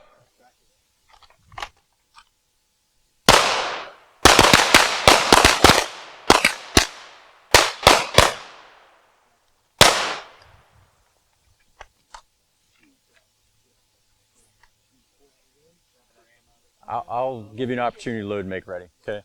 The time to check your ammo is before you reholster on the last drill, okay? Okay, guys, go ahead and check your ammo or load and make ready if you need to. Okay. If you need to tack load that gun to keep going, go ahead and do it. Again, the time to do that tack load is after you're shooting and before the gun goes back in the holster. You want to manage that ammo, okay? That's something that's on you guys. You've got that skill. Go ahead and use it. Some of you guys are shooting better with one hand than you were with two.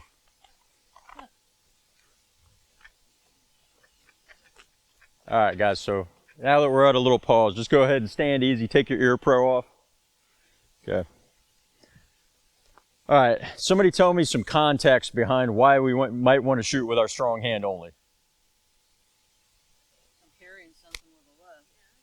Okay, so if you're carrying something with your left, unless it's a baby, you can probably afford to drop it, okay? But that being said, if you do have your child or, you know, the nuclear codes or whatever, and you can't drop them, then yeah, absolutely. We can preserve that with our support side, and we can shoot with our right hand. Or what's that? Exactly. So like we talked about yesterday, if you're fending, okay, we just want to make sure that that arm gets back out of the way before we engage a target, okay? I would let the dog go, but it's totally on you. Right. Okay, so anyway, couple contexts that we would want. For one thing, we might be injured, okay? We may have been ambushed. We may have taken rounds already. We may have been cut, okay? So our support side might not be in play. It might just be hanging there useless and limp, and we can't do anything with it, okay? If we can, we want to get it tucked into center line. If not, that's fine, okay? I might be with another person. Let me borrow Ryan real quick, okay? So, you know, imagine that Ryan and I are walking together, okay? Let's not read any deeper into this scenario, okay? But for whatever reason, I want to shield or protect him. Okay, so he's a loved one or a family member or whatever. Okay, he is a pretty cool guy. Okay, I want to step in front of him and I want to shield him and be able to shoot. Okay, so that's one context. Okay, same thing. You know, you're protecting your wife, your husband, your kids, whomever. Okay, another context is if I'm searching my own house or another structure, I might need to be opening a door or something like that and still have that gun up and at the ready. Okay, another context, you can go ahead and step back in. Like we were talking about earlier, if I pick that thread up from over here, okay, so it is to my right, okay, and I'm facing to the left.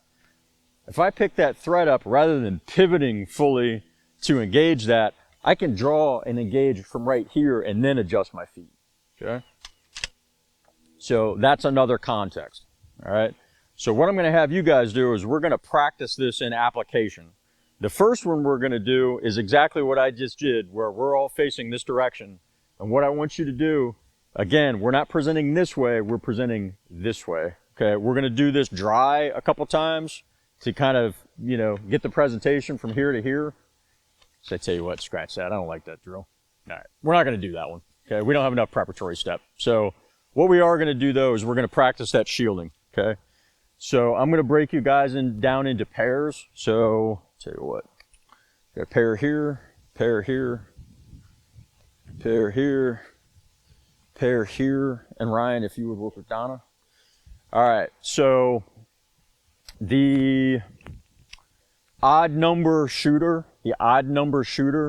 is going to be our shooter. The even number shooter is going to be the person that is just kind of the dummy that you're going to step in front of, okay? Just to give ourselves some extra room, let's go ahead and push back to the 5-yard line for this one. Yeah, we're going to demonstrate again. Okay, so again, if we're facing this direction, okay, I'm going to use my simulated gun here, okay? I'm the shooter. Ryan is the protected person, if you will, okay? I'm going to give you guys the preparatory command, stand by, okay? You're going to go ahead and get ready, be relaxed with hands at your sides. On command of threat, okay, you're going to step and then draw, okay? We're not drawing and then stepping, okay? So step, draw, gauge a target with 2 rounds. Okay, we'll do it a couple reps, all right? And then we'll switch partners and the other person will get to perform the movement. Does anybody have any questions? We're gonna do it dry a couple times just to make sure you guys have the movement down, okay? All right, guys. And stand by. All right, so shooters, raise your hand for me. All right. Everybody go and put your eyes and ears in place. Okay, again, this is going to be a dry repetition. You can put your hands down. It's going to be a dry repetition. I just want the shooter stepping in front of the protected person. Present your handgun on the command of threat. Stand by. Threat.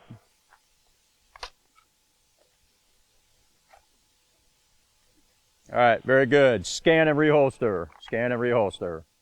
We're going to do it dry one more time. One more time. Okay, make sure we're all lined up again. Lined up. You're standing next to each other. Look to your left, look to your right. And threat.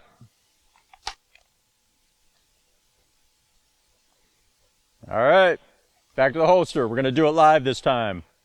Dress the line up. Eyes and ears in place. Stand by. Threat.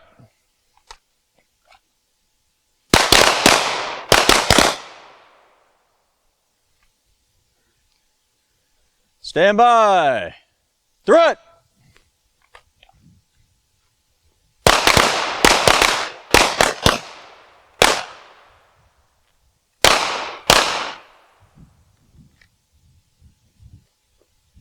All right, guys, remember, we're scanning.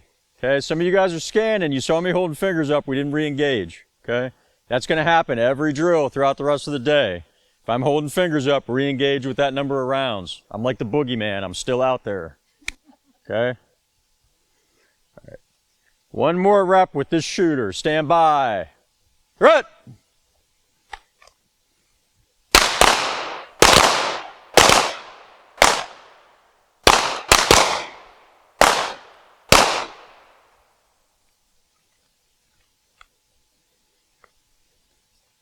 All right, everybody back in the holster. Go ahead and switch positions. Switch positions. Okay, stand by. Dress the line up, please. I didn't hear what you said, Rose. What was your question? We're not firing on this one, right? We're just practicing. Yeah, okay. So, good point. This is the dry repetition for the new shooter. Dry repetition for the new shooter. Okay? Stand by.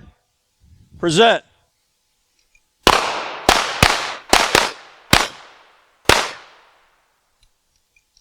Yes. So you're doing your scan, manage your ammo, reholster.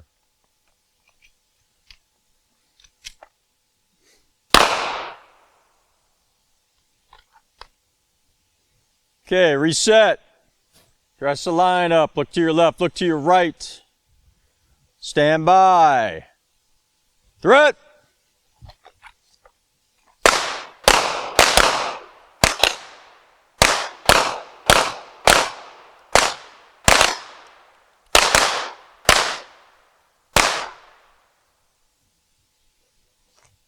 Okay, go ahead and reset. Stand by. Threat.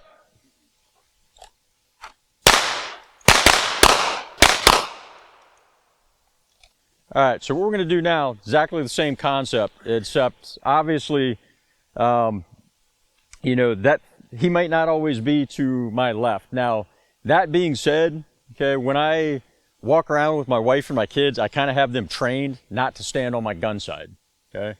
So have those conversations with your family, get those habits ingrained. I don't ever want them walking behind me where I can't see them or what's going on with them, but I don't want them over here where I can't get to my gun either. Okay, so I want them a little bit in front or right next to me. Okay, and I always want them on my support side. It's a little weird, but you know, it's realistic, right? So if we are in a position where they happen to be on the wrong side, you know, we don't want to move our hand away from the gun in order to shield them. Okay, we're just going to simply step in front of them like this and make that bodily contact. Okay, we want to know where they're at, and we want to know that we're clear of them, okay, before we present the gun, but we're not going to reach out away from our gun. So we're just kind of using that elbow and shoulder here, and then we're going to present. Okay, so go ahead and give me the original shooter. Okay, this time, go ahead.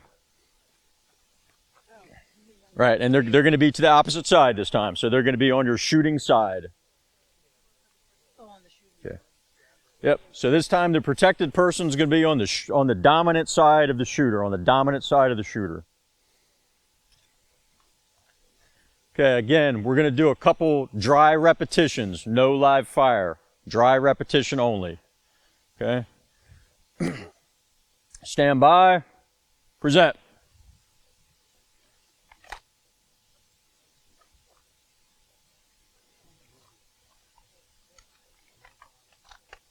Okay, don't be afraid to make contact with each other, okay? You want to make sure that you know where that person's at in space and time. Reset. And present.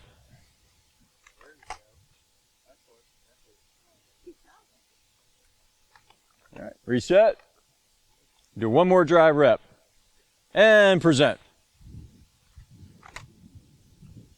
And reset. All right, guys, we're going to do it live fire. Look to your left, look to your right, and dress up that line. Stand by. 2 round center mass, 2 round center mass. Through it.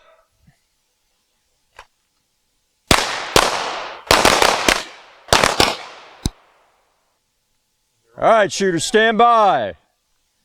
Through it.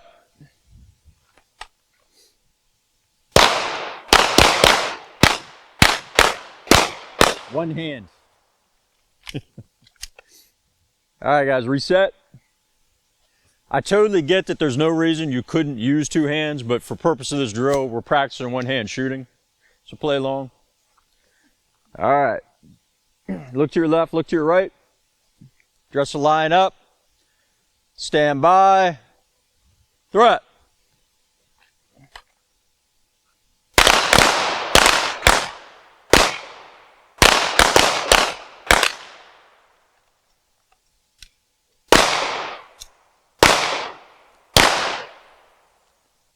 Okay, so now that we've practiced a little bit with our support side, you guys are all getting reasonably good hits, high center mass, okay?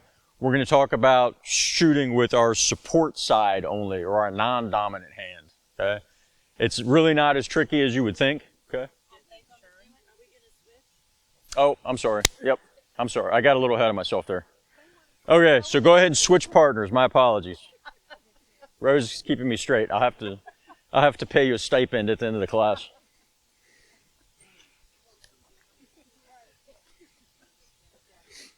All right, guys, so this is going to be the dry repetition for the new shooter, okay?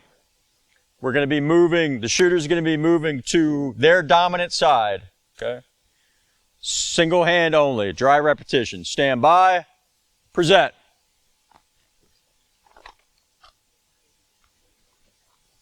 Scan and reholster, reset. Okay. Again, dry repetition, stand by, present. Okay. Scan and holster. One more dry rep. So remember, guys, when we're scanning, okay, we're never in a rush to come back to the holster, okay? We want to get that 360-degree awareness built back up. We're not just looking one direction, we're looking all the way around, okay? When you're satisfied you've seen everything in that environment, then you come back to the holster, okay? All right, guys, one more dry rep. Stand by. And threat.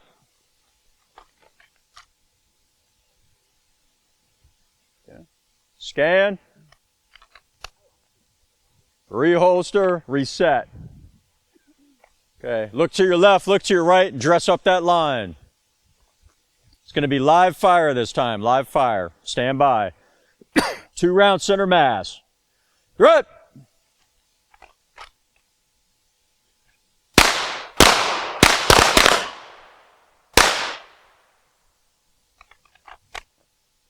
If you got to reload, reload.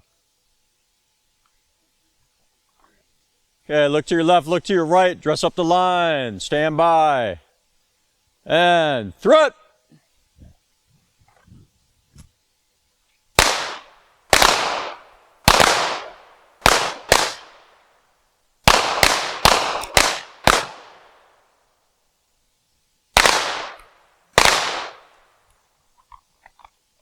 All right, everybody back in the holster. Go ahead and take your ear pro off for a second.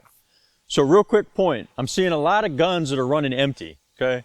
What did I say about an emergency reload yesterday?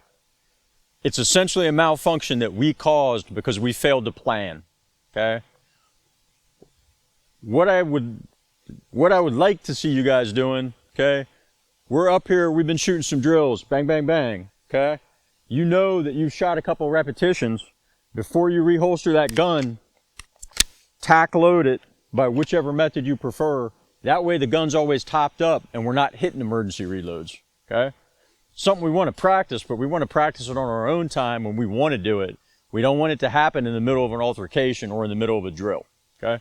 So we're going to do a couple more reps, same partner, same protected party, okay? Stand by. Threat.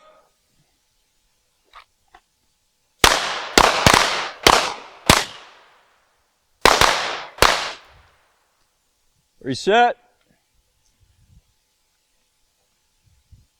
Stand by. Threat.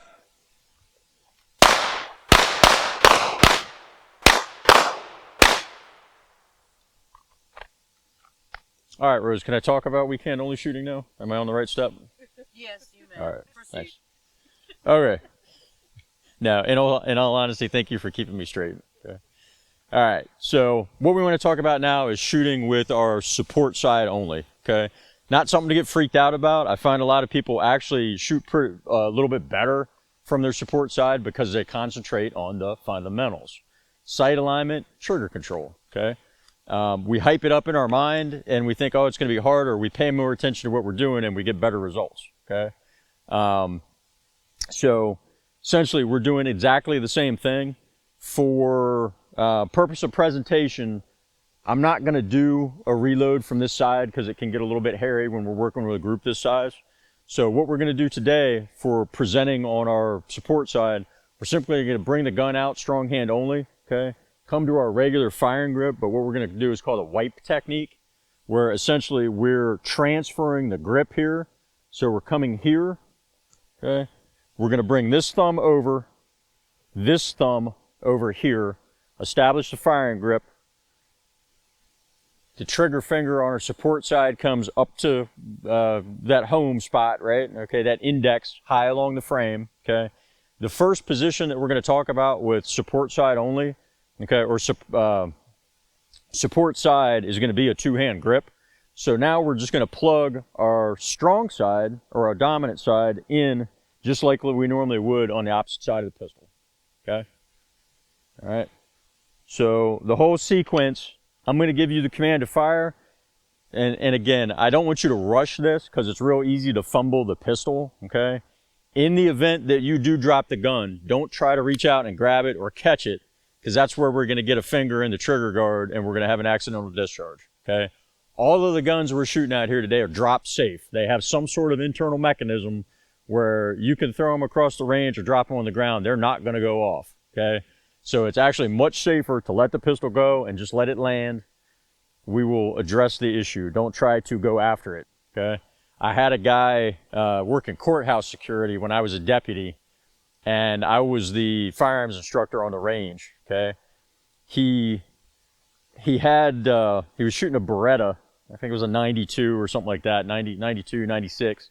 And he had put this laser guide rod in it. So when he came out of the holster, the laser would shine down on his target, and that was going to be his aiming point. He was super proud of this laser, right? So he comes out of the holster, he activates the laser, and for some reason, when he gets to full extension, he lets go of the gun. And the gun spins like this, and the laser's shining all over the place like a freaking disco, okay? And the guy's about 6'5", and he goes like this to go after the gun on the firing line, and I just wrapped him up and grabbed him, okay?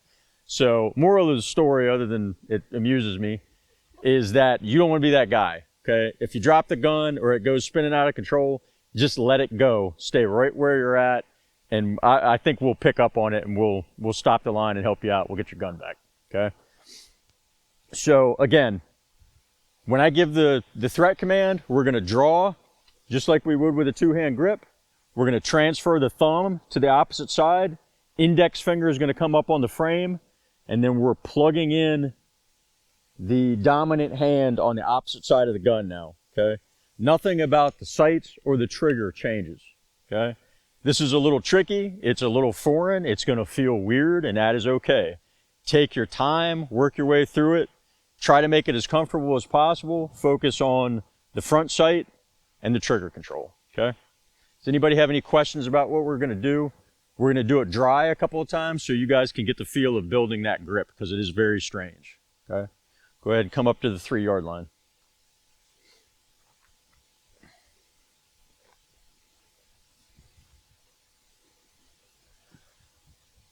Okay, with this drill, again, we're doing it dry this time. We do have loaded guns, so I need you to be super cognizant of where that muzzle's at. As you're adjusting your grip or doing whatever, if you feel like that muzzle's going to the left or to the right, okay, just stop what you're doing and we'll help you out, okay? All right. So on command to present, I just want you guys to come out of the holster, present the gun to the target, switch your grip to your non-dominant hand, and then build that two-handed grip. Stand by, present.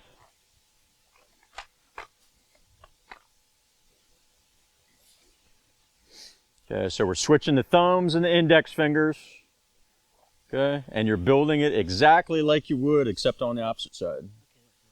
Yep, right there. Yep, so there you go. All right, guys, go ahead and come back to the holster. Come back to the holster.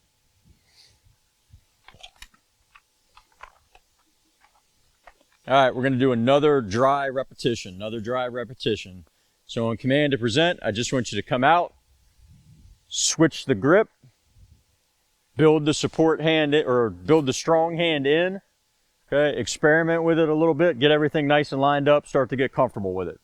Stand by, present.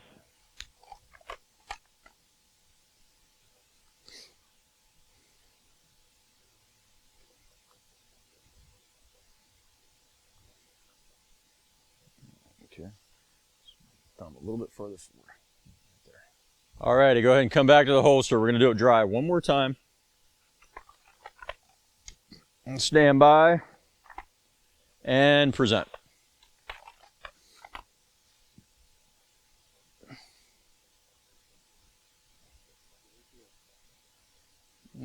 She's still a little worked up there. All right, guys, I think we could afford to do one more dry rep with this. So go ahead and come back to the holster. Stand by and present.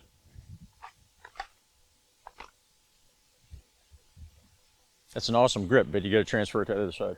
There you go. All right, so what you're doing, you got to get this set of fingers, okay? So we're coming here, we're switching, and then we're switching this bottom here. You're not just wrapping it over. You got to be here and then build the grip in. Oh. So your fighting grip is now with your left hand. So do you remove this left hand, your dominant hand? Yeah, that's exactly what I'm doing. So I'm coming here, I'm switching over, and then I'm coming at the outside. Okay. I was trying, okay. So go. This way? You're fine. You got it. Correct. You're correct. All right, guys, go ahead and come back to the holster. Couple things that I want you guys to understand about this position. This switching hands after the draw, okay, this is not something that's ever going to happen in real life. It's strictly an administrative training function, so I don't have to have you guys present from your holster, okay? So, say for instance, I get ambushed and I need to draw my gun from here with my non-dominant side. I'm going to reach across my body, present the gun like that, okay? The problem is we've got 11 people on the line. Some of you guys are fairly new shooters, and it's not safe for me to have you train it that way. But I want you guys to get the experience of shooting with your support side, okay? So this, again, is strictly an administrative function. We're coming here, we're switching the thumbs over, and you have to switch this hand to build in the support side, okay? Your firing grip, your fire control grip, is now with your non-dominant side. It's a full grip. It's not compromised in any way. I don't have it wrapped like this. I have it here. Okay, so essentially I've built the exact same fighting grip that I always shoot with on the opposite side. Okay? All right, so we're going to do it live fire this time. I'm just going to shoot 2 rounds center mass. 2 rounds center mass.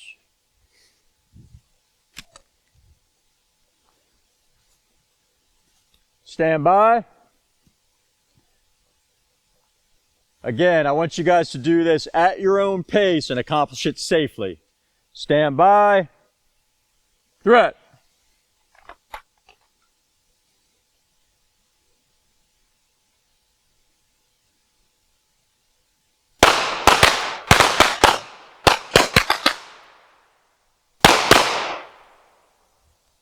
You can switch it back over and reload.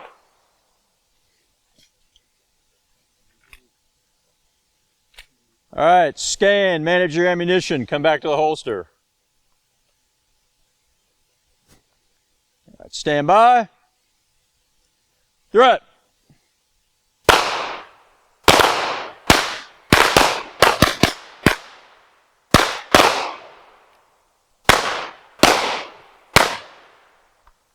All right, guys, scan, reholster, relax. Okay, you guys are doing a great job. Everybody in the holster? Yeah, we're good. All right, cool. Okay, so what we're going to do now real quick, we're going to do support side only, okay? So we're going to do that same transfer, but when we transfer from one hand to the other, we're now going to be shooting with our support side only, without the dominant hand in play at all, okay? So we're not going to do any kind of shielding movements or anything like that. I just want to get you guys some repetition shooting with your support side or your non-dominant side. Again, primary reasons that we would do that is probably because we're injured, we've been ambushed, what have you. Some folks, when they're doing close quarter battle stuff or clearing structures, they like to switch hands to take advantage of cover better. Especially with a handgun, I don't find that all that advantageous. I'd rather just change the angle of the gun more versus switching hands, because I give up an awful lot of dexterity and accuracy. With a carbine, it's a little bit different story, but we won't get into that. It's not a carbine class, right? So this time we're going to do exactly the same drill. We're going to be shooting 2 rounds center mass on command to fire. I just want you to come out at your own pace, okay?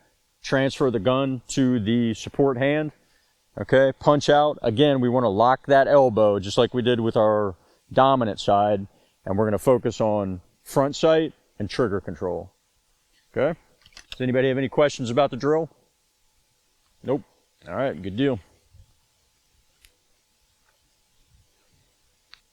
So again, we're just going to present, we're going to switch hands, and we're going to be support hand only. Let's do a couple dry fire reps just so everybody's comfortable, okay? All right, so again, dry fire only, dry fire or dry repetition only. We're not pulling the trigger, okay? Stand by, present.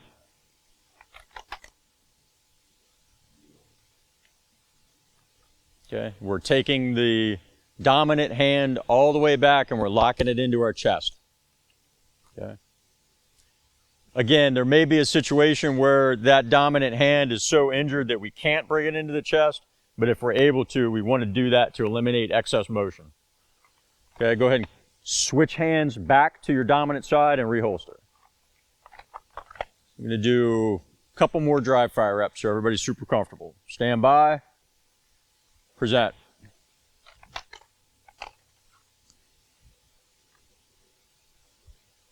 Okay, again, this is a one-handed shooting position. It's a one-handed shooting position.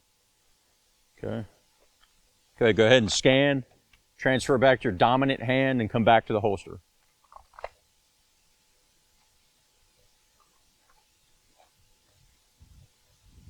Okay, everybody back in the holster. I just want to talk about a quick point.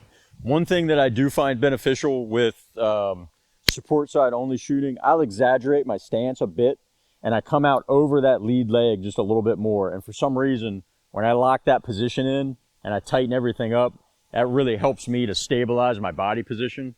Okay, versus, you know, if I'm more upright like this, I want to be down and out over that so I can, I'm not sure exactly what it is about that over-exaggerated stance that helps, but I think it puts me a little bit more in line behind the gun and gives me a little bit more bone structure for support, okay? So again, with this drill, I only want you to perform it as fast as you can safely do it and also as fast as you can effectively engage that target. Good to go? All right, no problem. All right, guys, stand by. 2-round center mass, same drill. It's 2-round center mass. Stand by. Good.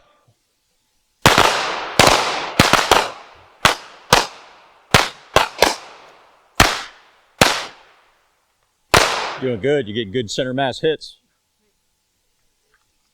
All right, transfer the gun back to your dominant hand. Back to your dominant hand. Scan and reholster. Manage your ammo as needed. Okay, stand by, same drill. Throw up.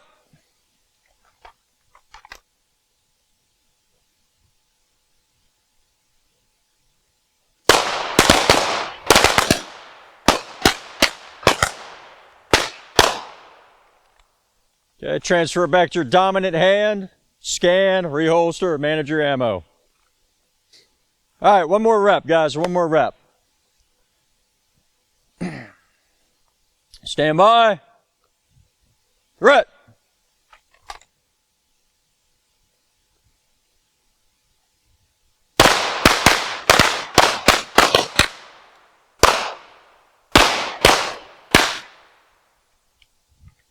All right, transfer to your dominant hand, manage your ammo as necessary, and reholster. Yeah, remember the fundamentals of marksmanship stay the same whether we're shooting with our support side or our dominant side. So go ahead and look to your left, look to your right, dress up the line, facing down range. I want you guys to go ahead and present to the target. Just presenting, not firing. Okay. Go ahead and remove, okay, just your regular grip. Remove your magazines. We're just going to clear the guns out. We're getting ready to go to lunch. Okay. Once the magazine's out, go ahead and rack that round out of there. Don't try to catch it, just let it hit the ground.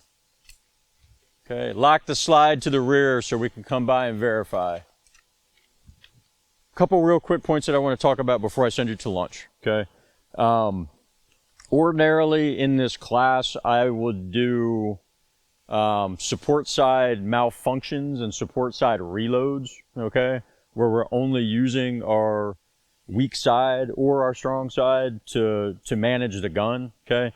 Just because of the relative experience level in this class, I've had pretty good luck and I don't want to test it, okay? So, you know, if you guys were to come back to this class with a, you know, maybe a more experienced group or a smaller class or individual lessons or something like that, that's something we could get into safely. I don't feel like we can really pull it off today. Like I said, I just don't want to test my luck and I want to make sure all you guys are safe. Okay, but I still want you to be exposed to some of the concepts and ideas behind that. So I'm going to explain it, I'm going to demonstrate it, and I just want you guys to kind of, I know you're not going to be able to pull those movements off without practicing them, but I at least want you to kind of internalize them and have an idea that, hey, just because I'm shooting support side only and I run out of ammo, I'm not necessarily out of the fight. There's things I can do to keep going, okay?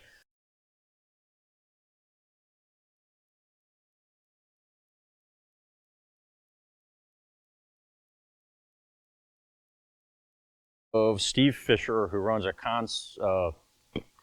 training company called Sentinel Concepts, and he has this little spiel that he does. It's on what he calls container theory. Okay, so kind of the way that he thinks of the world is we wake up in a little container, okay, at our house, All right, nice little square box, little square with more little square boxes in it, right? We get out of our bed, also coincidentally a square box, right? Go into our garage, we get into our car, another square box. We drive to our place of work, another square box, okay? So we're going from container to container to container throughout most of our day on a day-to-day basis throughout our adult lives, okay? So what we want to do is whenever we transition from one of those containers or one of those spaces to another, we want to have a meaningful transition between those spaces, okay? And what I mean by that is, like we talked about earlier, we want to be able to observe, orient, decide, and act, okay? Walking around in our day-to-day life, we should be constantly observing and orienting, okay? And then if we key on something that is going to draw our attention, we need to decide what to do about that, okay? So again, observe, orient, decide, and act. As we move from one space to another, in those transitionary times, we have to be reacquiring that new knowledge so we can continue with that OODA process, okay? So one big part of that, again, is the vehicle. We all have cars. We're all using them primarily to get to and from work. We're not in a big city where we're, taking a subway or we're walking or we're biking. Primarily, we're reliant on our vehicle, okay? Consequently, a lot of crime also happens around vehicles, okay? In some cases, people want the vehicle itself, so a carjacking type scenario, okay? In other cases, say a rapist, they know that you have to come back to that vehicle to, either from your place of employment back to your home or vice versa, okay? There's been situations where, a guy sees a woman at the gym. He follows her out to her car. He sees a parking pass for a college or a parking pass for a particular apartment complex. He goes back and reacquires that vehicle, okay? So now he knows that you're attached to that and that's where he can find you, okay? So what we want to have an idea of is exactly how to operate in and around this vehicle and what all the intricacies of that are, okay? So the first thing that this vehicle is, before we even get into it, is it's a barrier, okay? It can be considered a piece of cover or a piece of concealment. Does anybody know what the difference is between cover and concealment? Concealment is something that I can, say, hide behind, like maybe that bush over there, okay? I get behind that bush, you might not be able to see me. It's going to conceal me from your eyes. It's going to conceal my movement, okay? But if you shoot some rounds through that bush, it's not going to stop a bullet. So that is concealment. Cover is something that is physically solid enough that if you fire rounds into it, it's not going to penetrate, at least not initially, right? Okay. The thing we want to keep in mind about cover is that it can be mitigated, okay? So it can be degraded. So if, say, I'm taking cover behind this car and I'm not behind, say, a wheel well or like the engine block, something that's truly solid metal, and we're putting rounds into this soft sheet metal body, they're going to zip right through, for one thing. So maybe a better example would be like a stone or a concrete wall or even a tree. The more rounds that absorbs, the less effective cover it is over time. So it's being degraded, okay? When I say it can be mitigated, okay, if I hide behind that tree over there and Ryan's trying to get me and Ryan flanks that position, now my cover's been mitigated, okay? Because I failed to move. I wasn't mobile enough. We talked about that yesterday, right? So with the vehicle, it can be both concealment and it can be cover, okay? Concealment, if I'm down here behind these plastic and sheet metal parts, it's going to conceal me from the bad guy. It could potentially conceal my movement, but it's not going to stop bullets, okay? Basically, the only thing on this car that's going to stop a bullet is if I'm behind the tires, okay? Or if I'm behind the engine block, okay? So if I want to use this thing as cover, okay, again, I don't have any live guns on my person, just a training gun. My actual gun's in the trunk, okay? So if I want to use this thing as cover, all right, I have to make myself small. I have to be able to get behind that tire, okay? Some fashion like this, okay? Again, here, I'm giving up some stability for mobility, and it's also allowing me to put rounds under the car, which I wouldn't be able to do if I were kneeling or standing, okay? Likewise, if I'm trying to cover behind this engine block, I got to make myself fairly small here, okay? If I'm coming up to return fire here, I have to keep in mind that incoming rounds can skip off of that hood, so I don't want to be up here. I want to be fairly low, okay? The other thing with any cover, as a general rule is I don't want to crowd it. All right, so I don't want to be way up here. That's not really doing me any good. I'm just limiting my own mobility. Okay, from the opposite side, I'm not really gaining anything here. I just have to make more motion in order to take advantage of the cover or to get around the cover. If I'm at least a hand span away from it, okay, I get the same protection, but now I don't have to make as big a movement in order to shoot around it. Okay, does that make sense? Okay. So let's talk a little bit about inside the car and exactly how we're going to deploy the gun from inside. So if you guys want to go ahead and come up. So I'm in my vehicle, and obviously I'm not cruising around every day with this, this big training style belt on, unless I'm a police officer and I'm wearing a duty belt in and out of the car. Okay, you're going to be in, appendix carry, strong side carry, what have you, some sort of concealable method, right? But kind of the precepts and the premises remain the same. So if I'm sitting in this car and I'm a good driver and I've got my seatbelt on,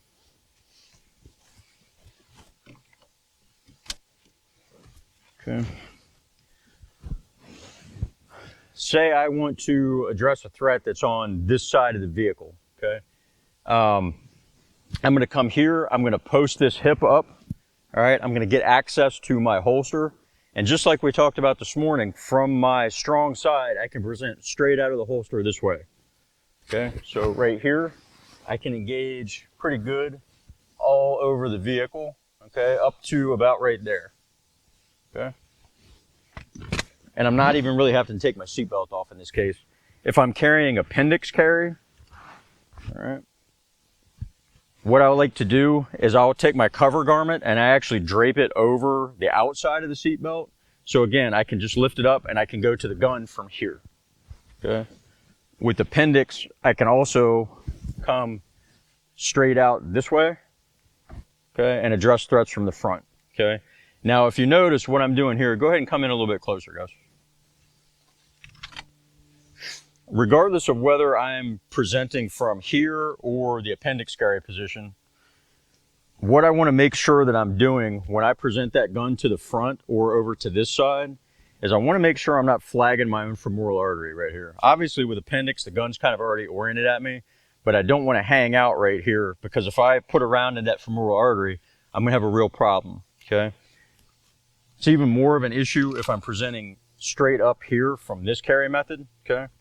And again, here I might want to actually get that seatbelt out of the way as well. So the first thing that I really want to do, say I've pulled up to an ATM or something like that, or I pulled up to an intersection and there's a, carjacking in progress.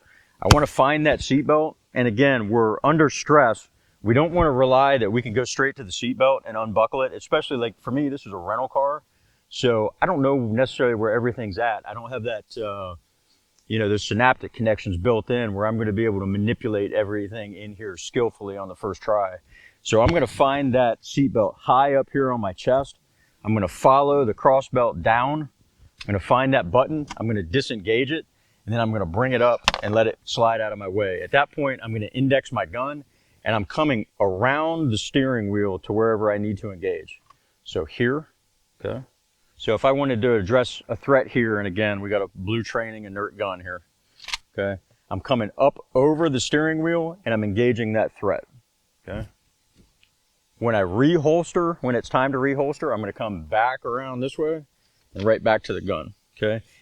If I'm in a situation where I'm carrying appendix or some other carry method and for whatever reason, I can't get to the gun or I can't create enough space to get to it, what I'm going to do is I'm going to post out with my dominant side leg, and I'm going to cock that hip up like this so I can get to the gun and engage here, okay? So what I'm going to have you guys do, since we've got a little bit better setup here and we're out of the public eye, we're going to verify that your guns are empty, and I'm going to have you guys each do a couple reps so you understand how to get in and out of the vehicle, okay? On the threat command, and again, we're going to verify that all the guns are empty. Okay, and nobody's going to be on this side. We're going to verify nobody's down the hill. Okay, everybody's going to be behind the vehicle. On the threat command, I'm going to have you come out, simulate firing 2 rounds here, come up over the steering wheel, 2 additional rounds here. If we're not already out of the seatbelt, we're going to come out of the seatbelt. We're going to bail out of the vehicle, and we're going to come to right here. Okay, At that point, the scenario is going to end.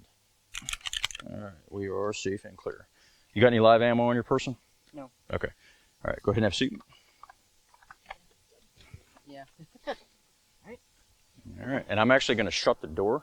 Okay. All right, so again, go ahead and buckle that seatbelt. If you guys want to step back past the trunk. Okay. All right. Yeah, we're going to need you to move over. You can leave the camera there. All right.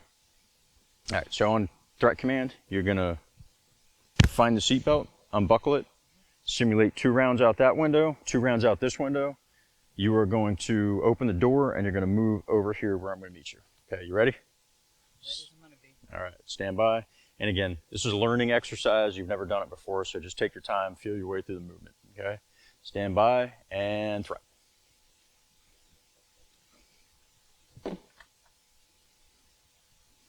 Okay, over the steering wheel, 2 out this side. Okay, you can get a 2-hand grip from there. Okay, we don't want to compromise that. All right, threat's down. Go ahead and bail out of the vehicle.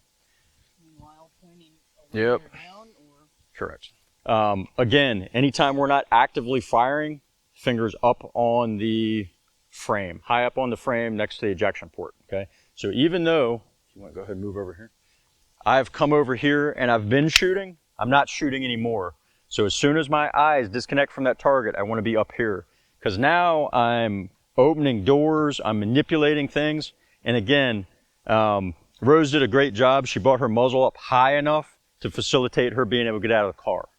Okay, what we don't want to do is inadvertently point the gun at our hand while we're trying to open the door.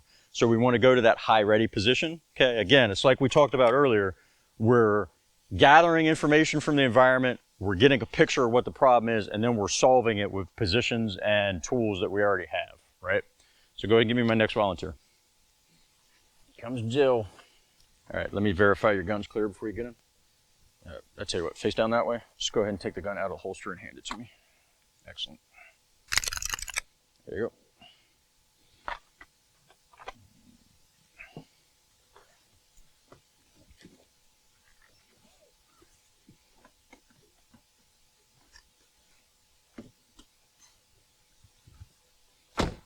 Okay.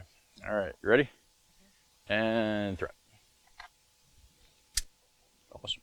All right, over the steering wheel. Okay. Like hard. Yeah. So you're shooting with your primary hand again. Okay, there you go. We're supposed to use 2 hands or no? Yep, you can use 2 hands. If you can get 2 hands on the gun, you can use 2 hands. Okay, back over the steering wheel. And, well, I'm sorry, you're not reholstering. So control the gun, go ahead and bail out of the car.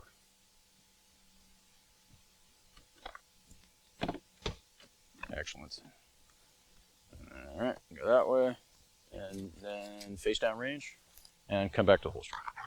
Okay, that deadly force consideration, constitutional use of force, threat of death or serious bodily harm to yourself or another, it doesn't change when we're talking about a gun, a kitchen knife, a brick, or a car. It's the same thing, so long as you can articulate that you were in fear for your life or, again, bodily harm yourself or another, okay? So in that carjacking situation, if guys are approaching you, they've got guns drawn, I'm not going to hit the brakes and stop and, have the gunfight, play with them. I'm going to just use that vehicle and, maybe I can turn down a side street. Maybe I can, take some sort of evasive action. Maybe I can stop and throw it in reverse, or maybe I do need to hit them, okay? We've seen a lot of that in 2020, particularly places like Seattle, places like Portland, okay, where cars have become disabled and people are getting ripped out of vehicles by mobs, and it does not go well for them, okay? There was one particular shooting, which I believe was in Seattle, where a guy, I think he was delivering a pizza or something like that. He comes around a corner, he's confronted by this mob, tries to evade, finds himself in a situation where the car is disabled, he can't get out, okay? They're trying to force him or forcibly remove him from the vehicle. He shoots a guy, just like we're practicing here, out of the driver's side window. The mob just kind of parts for a second. Again, something we don't necessarily want to count on. And he's able to get away from that vehicle, get off the X, and then go find a police line where he turned himself in, okay? I don't know what his status is now. It looked pretty justified to me, so I'm assuming he was either not charged or acquitted of charges, okay? So again, if the vehicle is mobile and we can use it to get out of that area or use it as a weapon, we want to do that. When the vehicle becomes immobilized is when we want to get out of it and away from it, okay? Because that vehicle is going to become a magnet for ill intention, whether that's gunfire or a mob or what have you, okay? So, next volunteer. You don't have to pull the trigger. I just want you to point the gun in that direction, you know. You can verbalize, bang, bang. All right, this can be the hardest part. Getting the seatbelt on.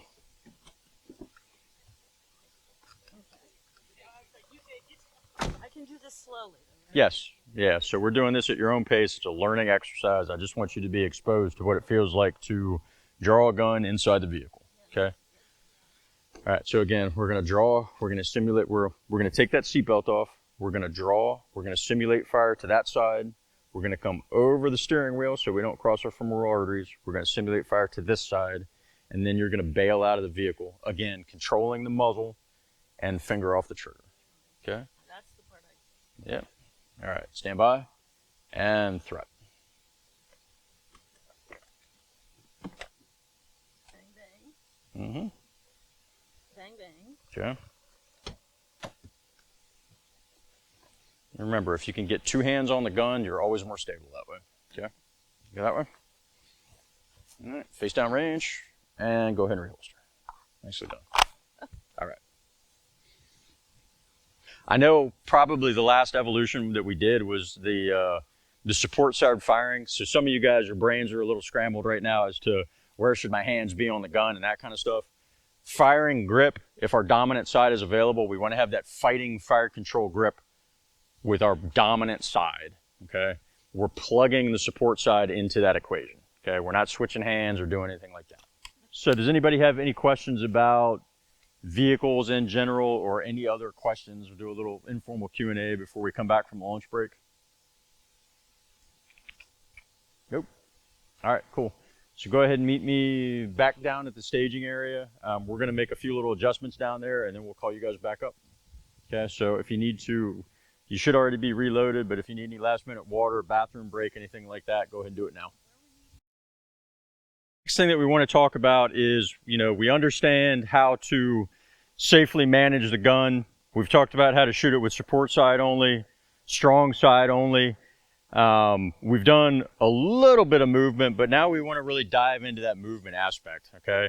Like I said, from the very beginning, we've got that trade-off between stability and mobility, okay? And very oftentimes when we're in some kind of altercation, the person that takes advantage of that mobility is the one that's going to win, okay?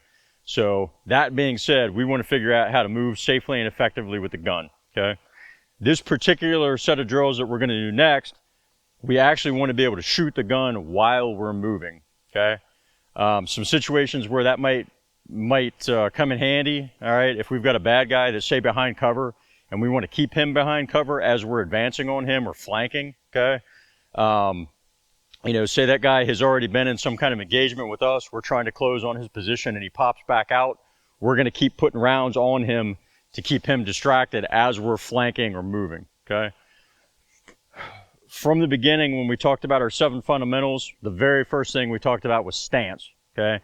And with that stance, I told you you wanted to have a good wide base, deep base, okay?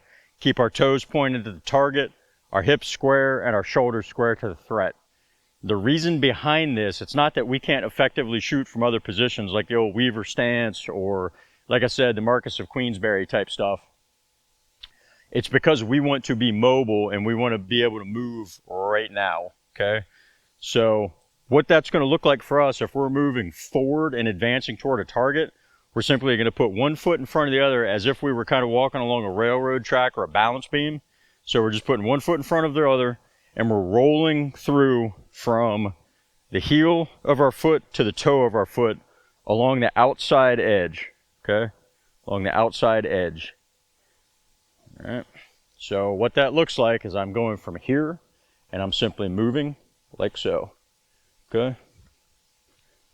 I'm not, and in all actuality, I'm not doing anything really crazy or dramatic. I'm just simply walking, I'm putting one foot in front of the other, and I'm keeping my body fairly upright, okay? I'm still putting a little bit of forward lean into it because that's how I shoot, What I'm not doing is turning my toes outboard like this, okay, or doing any kind of crazy duck walk. I'm not trying to shoot when my feet are in the air or when my feet or you know, shoot on my left foot or anything like that. What I'm doing is I'm paying attention to my sights and I'm paying attention to the orientation on the target, okay? Remember yesterday we talked about that little wobble zone, okay? Moving is going to put that wobble zone on steroids, okay? What we need to be able to do is break that trigger when our sights are in our effective target area, okay? So say I want to put all of my rounds, again, in that upper box. For this particular drill, we're going to be in this big box right here. We're going to be a little bit more generous with it, okay? But anytime that sight is tracking, and now in addition to having that figure 8, we're going to be going up and down, right? Okay? When that sight tracks over that area, that's when we want to be squeezing and breaking that shot. We're not snatching the trigger. We're still using good trigger control, okay? So I'm going to show you what it looks like in live fire. And again, we'll use the demo target. And again, my goal is to try to keep all those rounds inside this exterior box right here. Tell you what, let's go ahead and punch back another yard line so I've got a little bit of room to move.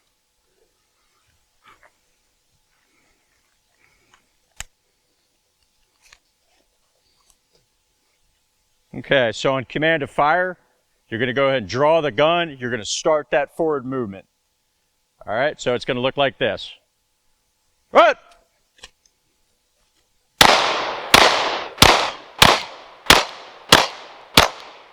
Okay. Now you can see all those rounds are right here in that upper thoracic cavity, simply because I'm just tracking my sights, and when it's in the acceptable zone, I'm squeezing the trigger, putting the appropriate amount of energy into the trigger. I'm not snatching it, okay? What we're going to do after that is we're going to move to the rear, okay? So when I'm moving to the rear, what I want to do before I start moving, I'm going to keep my gun out. I'm going to do a scan, okay? The reason that I want to do the scan is I want to make sure I'm not backing up into a threat, you know, particularly like in a law enforcement context. A lot of times I might be get into a shooting on a traffic stop. I don't want to just panic and back up and try to create distance and not be cognizant of what's going on behind me. I might back up and get hit by a semi or something, right? So we're going to do that scan. Let me put my ear pro on. All right, we're going to scan. You're going to get the threat call, threat, and we're going to back up exactly the same way. Again, now we're just moving from toe to heel.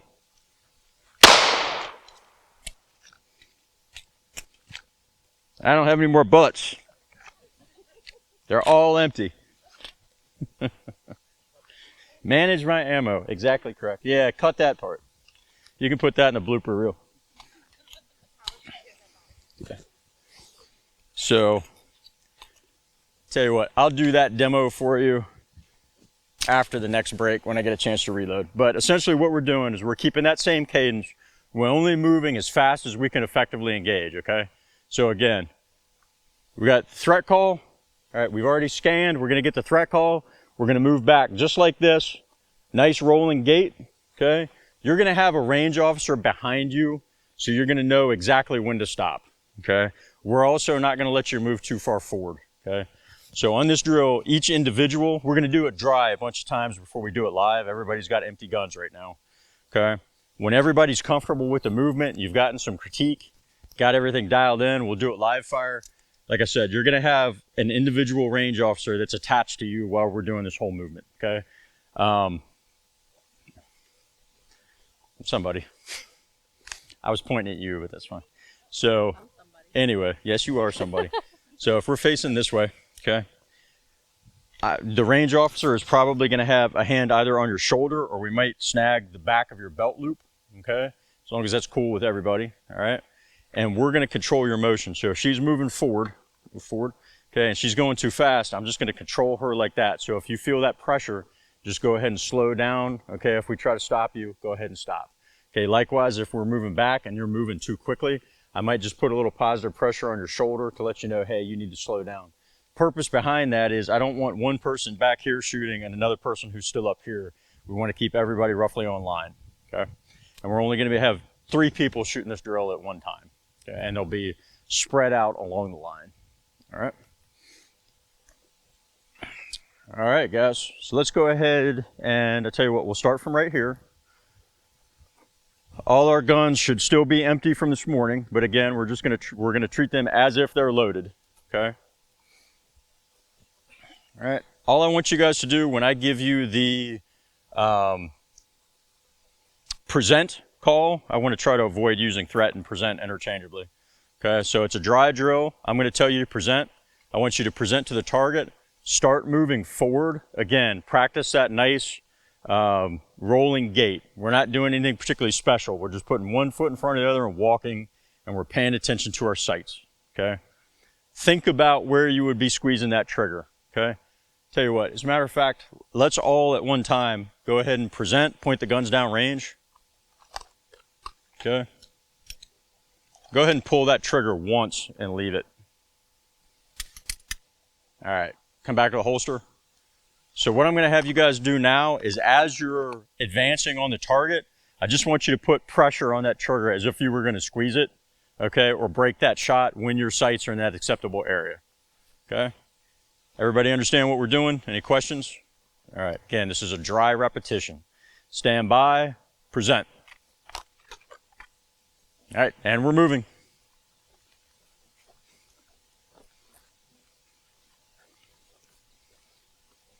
All right, your speed demon back up.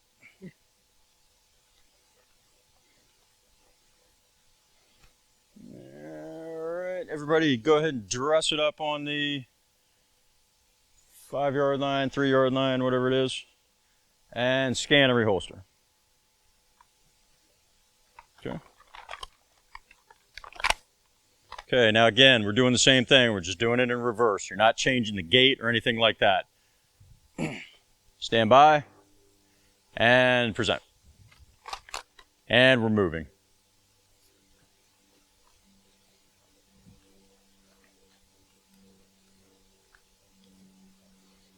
And we're moving.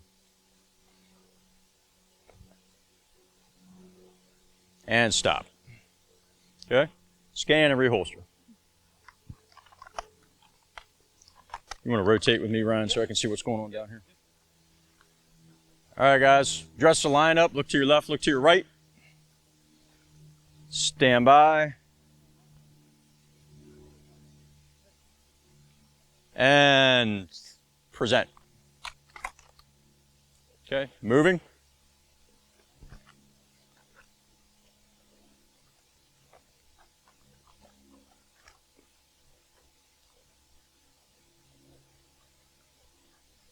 Hold. And stop. All right, we're going to scan and move to the rear. Backwards.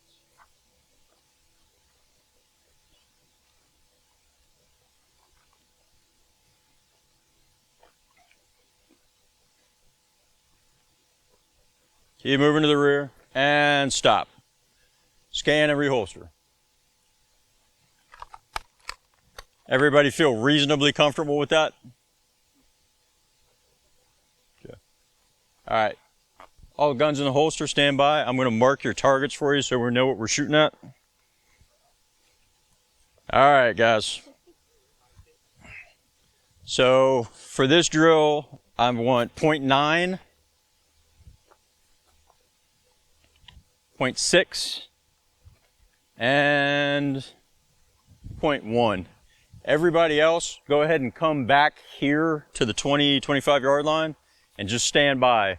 We don't want to take your guns out of the holsters. We don't want to handle any ammo or anything like that until we're done with this evolution, okay? All right, so my 3 shooters, go ahead and load and make ready. Load and make ready. We're going to be shooting somewhere between 3 and 5 rounds. 3 and 5 rounds in this evolution. Okay, we're only shooting as fast as we can effectively engage the target. We're paying attention to that sight. We're squeezing the trigger when we're in an acceptable zone. Okay? So on command of threat, you're going to draw, you're going to move toward the target, you're going to fire that 3 to 5 rounds. Shooters ready? Stand by. Threat.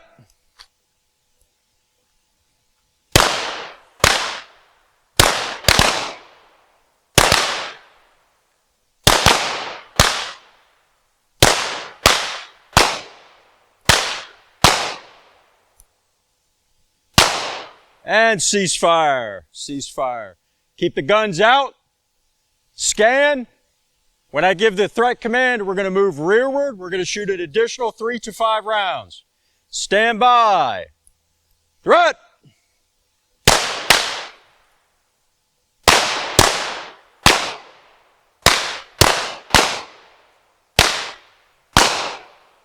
All right, reload it. And ceasefire.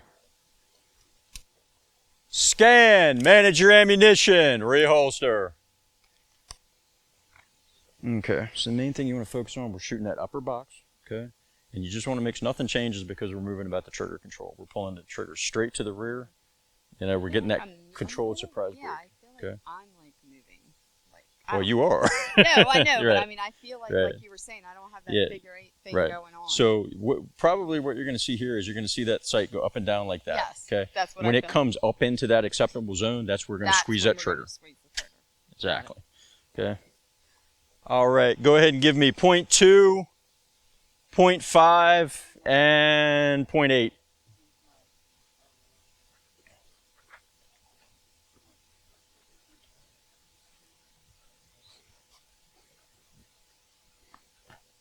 Okay, go ahead and load and make ready if you haven't already done so.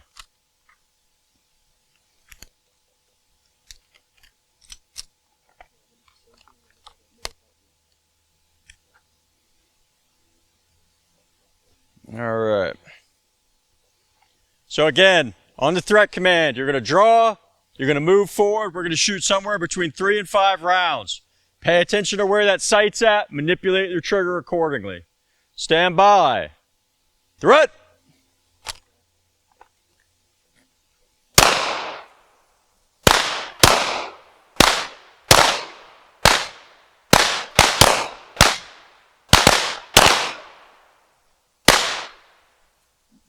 And ceasefire. Okay. All right, we're going to keep the guns out. We're going to scan on the command of threat. We're going to move to the rear, shoot an additional 3 to 5 rounds. Stand by. Threat.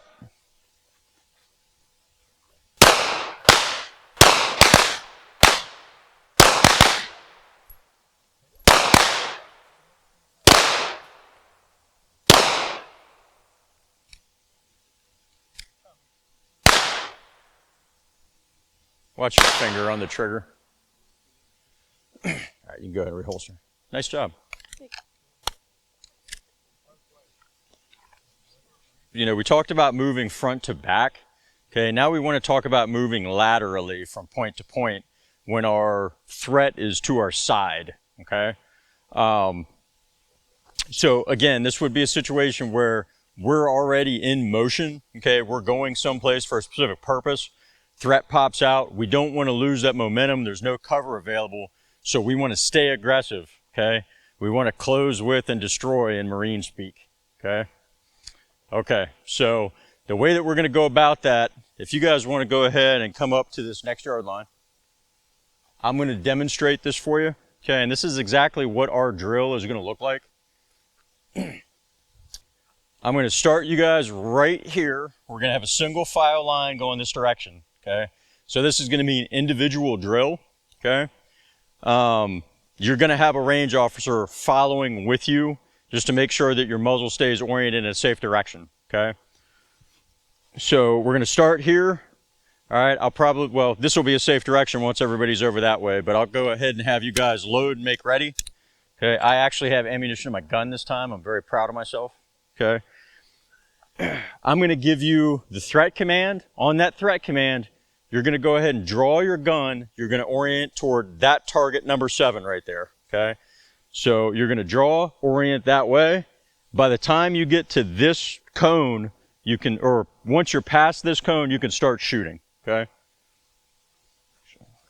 Yeah, all right.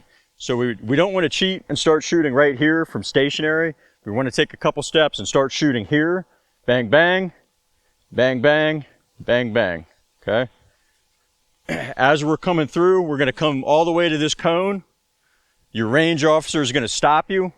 They're going to have you reholster, okay? And then we're going to walk this way to this cone, this way to this cone, and you're going to rejoin the back of the line. Okay. You'll have an individual range officer with you while you're doing this drill. Okay. One of the things that we haven't talked about so far is how to transition laterally between targets. Okay. So what I mean by that is if I want to shoot this guy right here, this guy right here, and this guy right here, the optimal way for me to do that is for me to get my sight picture, make my shots, move my eyes to the next target, move the gun, move my eyes to the next target, and move the gun, okay? The reason for that is if I move my eyes and my muzzle as a unit, I have a tendency to overshoot and stop too far to whichever direction I'm moving, okay? So if I'm transitioning to the left, I'm going to overshoot to the left if I move the muzzle and my eyes as one unit. We're going to do a little exercise here to kind of demonstrate that. So no guns, just with your finger, okay? I want you guys to point at this target, okay? When I say threat, I want you to, in your head, say bang, and as soon as you say bang, I want you to rip it off and go to the next one. But I want you to try to move your eyes and your finger at the same time and stop on that target, okay? So go ahead and start on number 7. Threat. Okay. How many of you are right on the target without an adjustment? Okay. You're probably not moving fast enough if that's the case. Okay. So let's try it one more time. Go back to the number 7. We're going to rip it off with our eyes and our finger at the same time. Go to number 5. So start on 7. Threat. Okay. Chances are most of us stopped a little bit to the left. All right. Now what I want you to do is the same exercise, but I want you to move your eyes first and then bring your finger to the point where your eyes are focused. Okay, so start on number 7 and threat. How many people can see the difference? Okay, all right, cool. So as we're doing this, okay, we're up here, we're shooting and moving, bang, bang, eyes, muzzle, bang, bang, eyes, muzzle, bang, bang. All right. So go ahead and eyes and ears in place. This is what it's going to look like live fire. All right. So Ryan's going to be my RSO. He's going to give me the threat cue, and he's going to be moving with me just as we are going to be moving with you during the drill. Face down range. Okay. Make ready.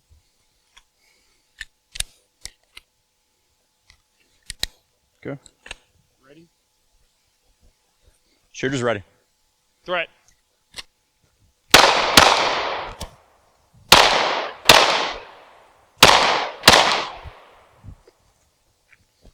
Okay. Face down range. Reholster. Turn back up. Head up. Get back to the back of the line. All right. So that's how it's going to work, guys. You see, I'm only moving as fast as I can effectively engage. I'm watching for my sights, and when my sights are in that acceptable zone, I'm squeezing the trigger. Okay, I'm keeping the muzzle oriented that way. And as you saw when I was done shooting, okay, I kind of kept that compressed ready position till I got down here, waited for instruction from Ryan. I reholstered safely. Then we come around the cones and rejoin the back of the line. Okay. For the range officers, when that last person gets to the back of the line, you can go ahead and initiate the next person. Okay. So go ahead and give me a single file line right here. All right, we got Jewel first. Excellent. Always ready to volunteer. All right, so let's go ahead and just turn that away. Go ahead and load and make ready, or verify that you're ready if you need to. Okay, keep that gun up in your workspace. There you go. She remembers the press check. Excellent. All right, you ready? Feeling confident? All right, face that direction. All right, stand by and threat. Moving and shooting. Moving. Okay.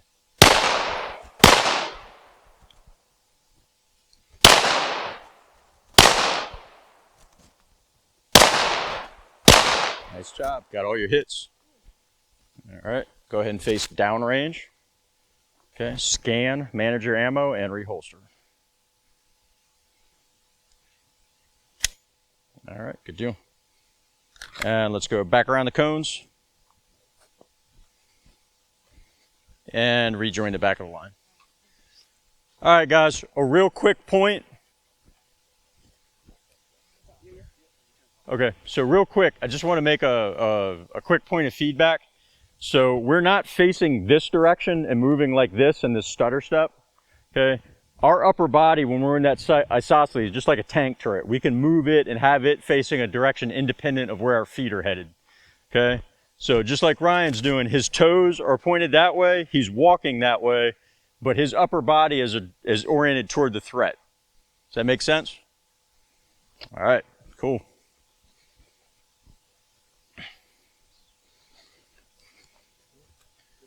All right, give me the next shooter with Rich. And then give me Rose right here. Okay.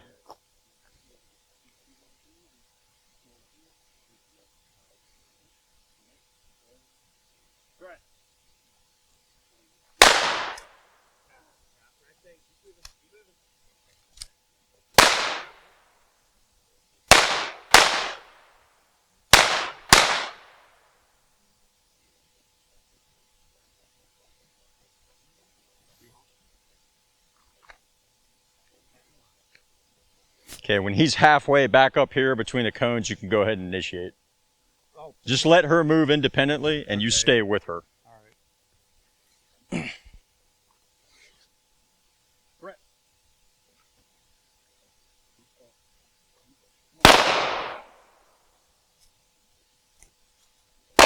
Two shots, upper body.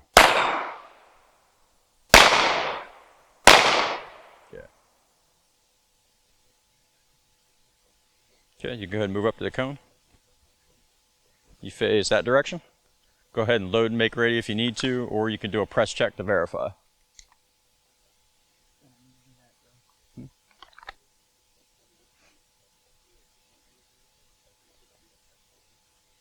Okay, go ahead and face 2, range left. Shooter ready? Ready. Okay. Stand by. Threat.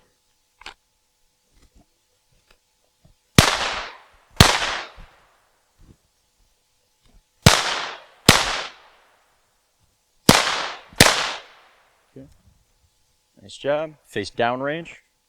Okay. Go ahead and I think you need to reload and then reholster.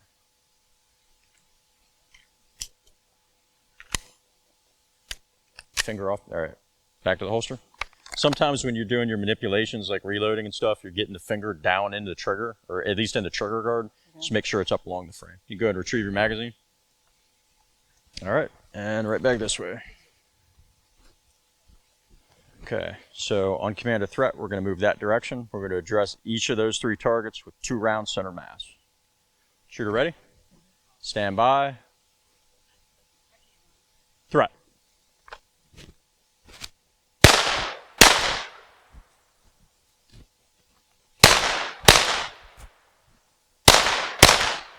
Nice job. Okay, you're already back in the holster. Manage your ammo if you need to. So a couple points of feedback there.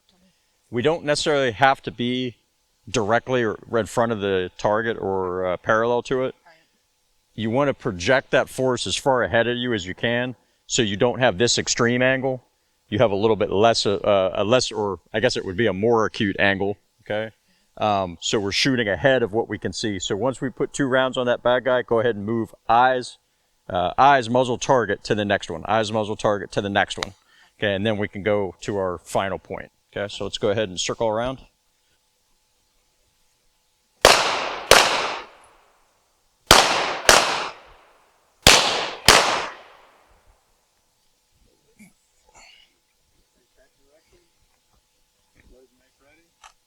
All right, guys, so you see I'm only moving as fast as I can effectively engage.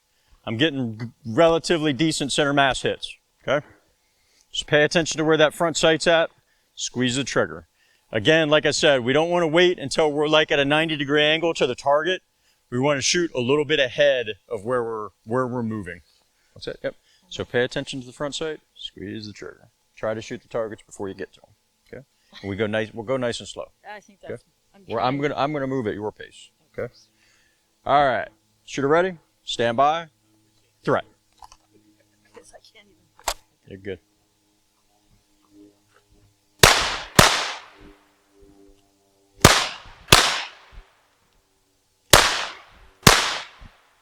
All right, good job. I can see where your rounds are impacting. They're in that center line, so let's face that direction. Go ahead and scan, come back to the holster. So they're right here, all right, upper chest. Okay. They're in the torso. That's very respectable. Okay, that's good. One of those situations where it would have been cool for us to set up steel, but if I would have had to set you guys so far away that you probably wouldn't have, everybody wouldn't have been able to hit the target. So it's like a catch-22. Yeah. Next time. Yep.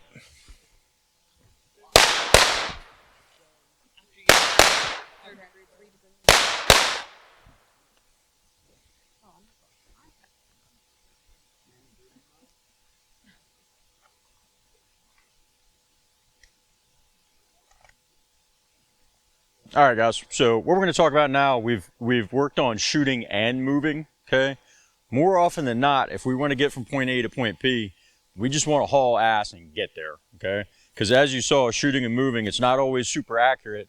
Okay. It's not always tactically appropriate because we're going to be probably shedding some rounds, you know, that maybe we don't want to be accountable for later on. So we're going to more than likely have some misses. Again, it comes back to that whole affordances thing. What can you do with your skill level at what distance, at what speed, right? So it may be more advantageous for you to move with the gun out of the holster to your next position and then get ready to fight. Okay. So what we're going to do here, we're going to start from this position. Okay. We're going to run as fast as we can into that box up there of 4 cones. Okay. What we're going to have to do, because we've got so much momentum build up, we're going to have to bleed speed off in order to get there. Okay. So just like, you know, when somebody's playing football, they're getting ready to make that pass, they want to stabilize that shot. We want to do the same thing. So as we're running, we're going to stutter step, okay, come into the box, stabilize the shot, okay. If we can find the good stance, great. If not, that's fine too. Okay. So again, I'm going to be moving with the gun, okay. Moving with the gun into the box, bleed off speed, stabilize, make the shot. Okay. Now, you're probably all asking, okay, or thinking, what the hell do I do with the gun? Okay, I don't know how to do that, right? So what we want to do, where'd blue gun go? Nah, that's fine. It'll be all right. So I'm going to give you guys a little bit of distance here. Move back. You guys are fine. I just wanted him to move back, so I'll move closer to you. All right, so when we've got the gun out of the holster and we want to move with it, what we want to do, we want to take the inside of our arm and our elbow, lock it in. Okay, so we're going to lock it in here. We don't want it here. We don't want to obviously run with the gun like this because the muzzle is going to end up behind us eventually. Okay, so we want to keep that muzzle pointed in a safe direction, whichever direction we're moving. Okay, we don't want it down here in such a way that it's inadvertently going to come back toward our face or our head. So we want that muzzle at least above where the crown of our head is at. Okay, I tend to tuck it in and move like this. Okay, some folks will actually take the back of the gun right around the rear sight and they'll index it to their temple. Okay, the reason that they're doing that is that if the rear sight is here and it's indexed to my temple and it stays there, at least I know the muzzle is above the crown of my head, right? Okay. Again, I don't necessarily prefer that method, but it's something that you can do. Okay, but the main thing is we want the tip of the muzzle above the crown of our head, and we want the back of our bicep indexed into our body nice and tight.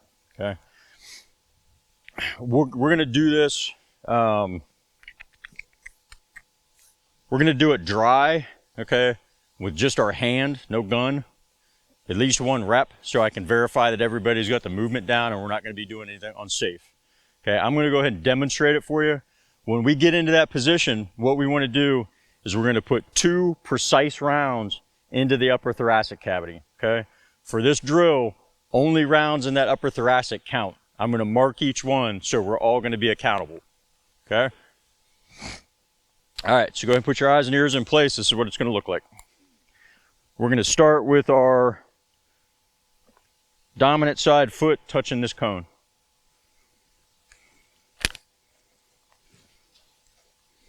I'm going to verify I've got enough ammo to complete the drill. All right, on the command of threat, we're going to move as fast as we can up there. We're going to bleed off speed, 2 rounds to the center thoracic. Stand by. Threat!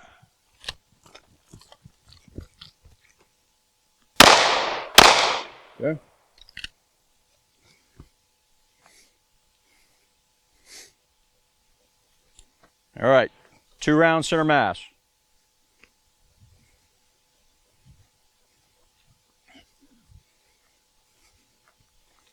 So again, we're going to start from the holster. By the time your foot loses contact with this cone, we want to be out of the holster and on the move. Okay? Again, first rep is going to be dry fire, no gun in hand. Okay, so let's change up the order from the way we did it last time. Give me one volunteer. Everybody else form a single file line behind them. All right, same thing with this one. You're going to have an RO that is just behind you, just to make sure that your muzzle is not changing orientation. Okay, another thing. Listen up, everybody, real quick. If you are to trip or fall or anything like that, you can try to catch yourself with this hand. This gun stays up and just project it out. That way, when you're going that direction, the gun lands that way. Finger, again, should be off of the trigger, straight along the frame, and it should not go into the trigger guard. Okay? Dry this time, yeah. All right, shooters, stand by and present. No, we're not drawing our guns, just with our hands, okay? What's that?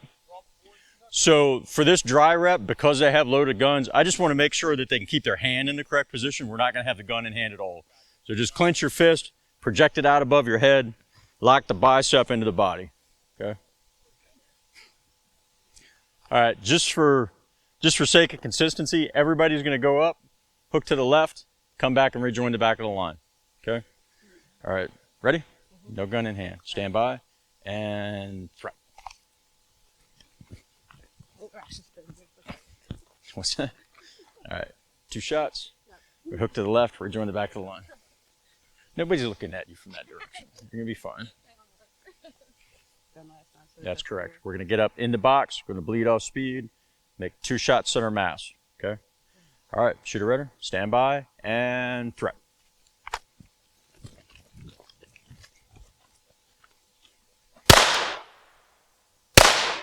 Okay. So let me see your gun. All right. You were like this the whole time? Yeah. Back here like this. As we come into the box, you're going to project the gun out, just like coming down from low ready. Okay? All right. So go ahead and reholster. Yeah, we're gonna get 2 reps apiece. Okay. Just like last time.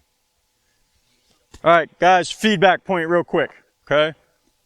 When we're moving from point A to point B, the gun's got to be locked in, muzzle up, and the tip of the muzzle above the crown of our head. Okay. We don't want it out here with 2 hands. We want it 1 hand. Okay. Crown of the muzzle above the crown of the head. Okay. And as we're coming into the position, bleeding off speed, we're coming down just like we're coming out of low ready. Or high ready, rather. Okay?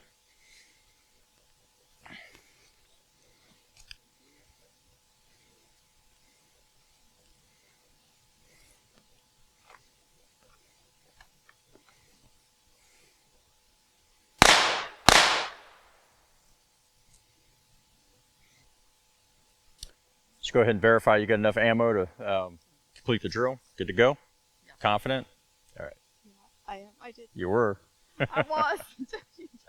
All right, stand by and threat.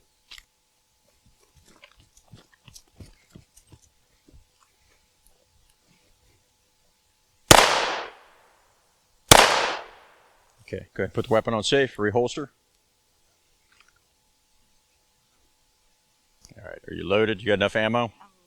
Okay, wait till they come up a little bit more. All right, now go ahead. Yeah, you're set. Good deal. Okay, run up, bleed off speed, 2-round center mass. Stand by and threat.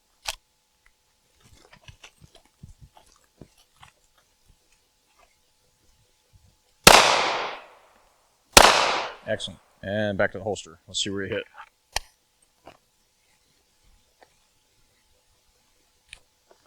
All right, we got 1 here, and I'm only 1 here. Okay, so just a little bit better trigger control. Let it come straight to the rear. Let the gun surprise you when it goes off. Okay.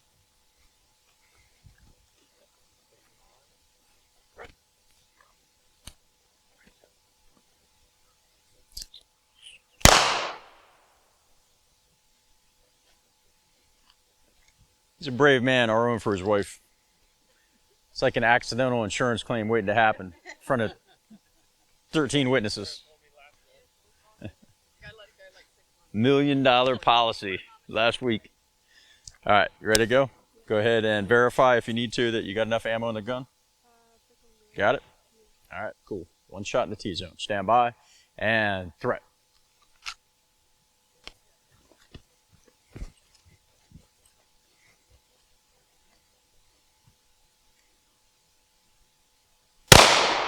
All right, not bad. And back to the holster.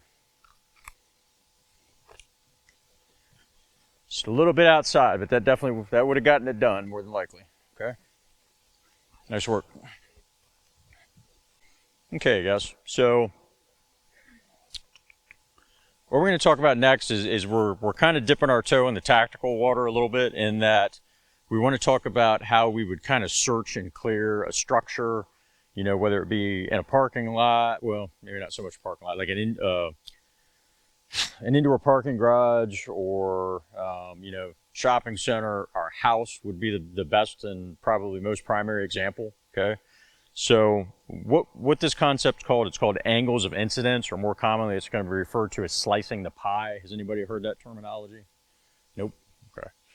All right. So probably the best way for me to illustrate this to you guys, let's go ahead and come up here to where these trash cans are at. Okay. If you guys can all kind of congregate right here. All right. I'm going to be on the other side of this barrel. All right. If you guys are relatively, all right, ignoring the fact that my head's poking out over the top, right? If you guys are relatively straight behind this barrel, you should not be able to see me, okay, very well, okay? All right. As I come out around the barrel, okay, you can see more and more of my body, correct? Okay. So you can go ahead and set that down, right? So we've got our bad guy back here. He's, you know, either really short or he's crouched down or whatever. All right. Again, I don't ever really want to crowd my cover. I want to have as much space back away from it as I can get. Okay. So if it's a really wide hallway or whatever, I want to maximize that space without hitting that back wall, because I don't want to cause a lot of noise. Okay. Well, I won't get into that. I could chase a lot of rabbits down a lot of holes, but we won't. Okay. So what we're going to do is we want to minimize our exposure to the bad guy, okay? So what I want to do is post that foot out where I know that it's covered by that wall, okay? And then I'm going to come out with my gun and my sights just over that foot. I'm going to stabilize that position, put the foot out a little more, come out around. I can start seeing that bad guy right now. I know I need to engage him. So I'm going to pop out. I'm going to go ahead and engage that threat, okay? If I'm working this problem from the opposite side, okay, say we're working it from over here, all right, you guys saw how I did it from this direction. Going this way, I got to be a little bit more cognizant, because now I'm coming to my non-dominant side, and in order for me to see the sights, I'm going to have to angle the gun, all right, but I don't want to stick my head out. On this side, I can keep my head fairly upright and I can come out.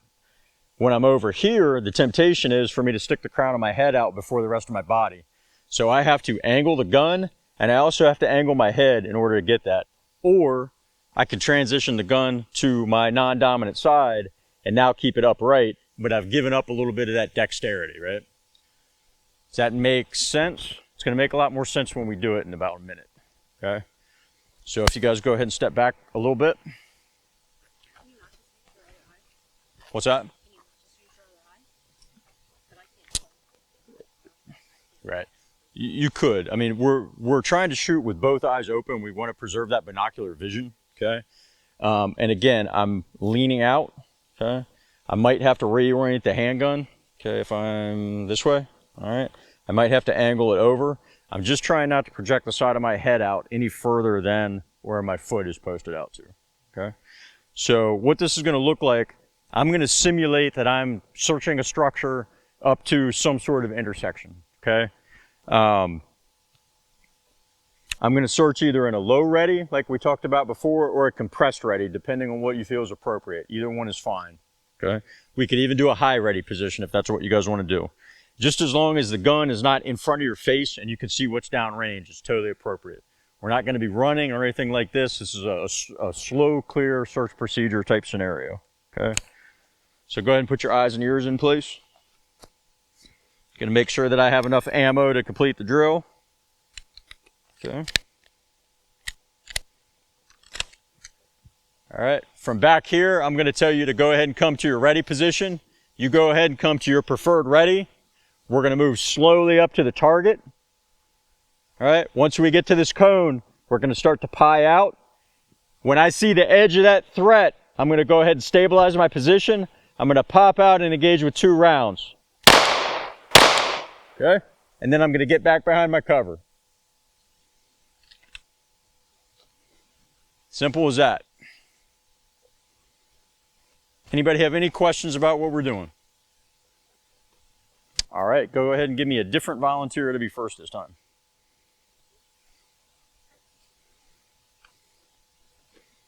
All right. Everybody else can form a single file line back here. You'll have an RO with you, but it shouldn't be super necessary this time.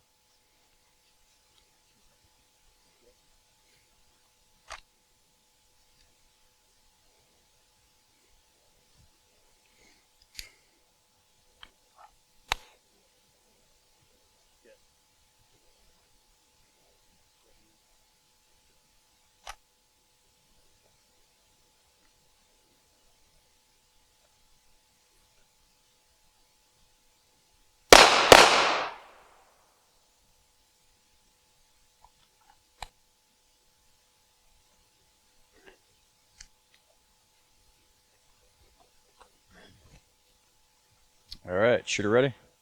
Got some ammo in your gun, at least 2 rounds? Yep. All right, stand by and threat.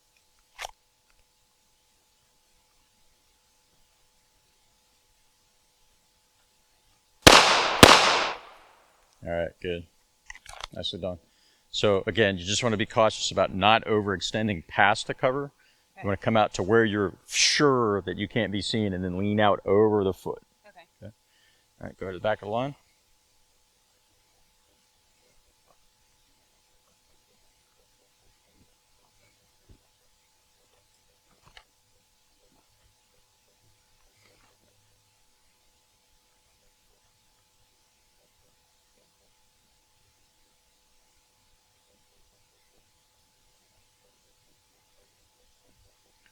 Again, while we're doing this, try to access that state where you're visualizing that we're looking for a bad guy in a structure that could do us harm, okay? We are hunting wabbits.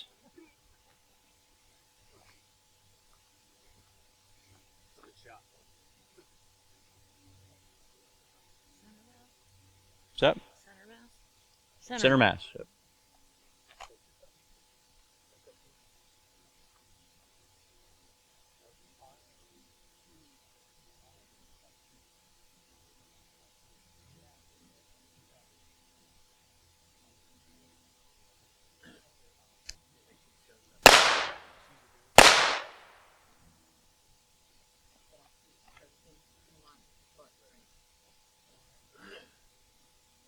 All right, guys. Again, point of feedback. Post out over that foot. Bring the foot to the limit of your cover, and you're going to lean out over it. Okay? Stabilize that. Bring it out a little bit further. Okay? We want to make sure that our muzzle is actually clearing our cover.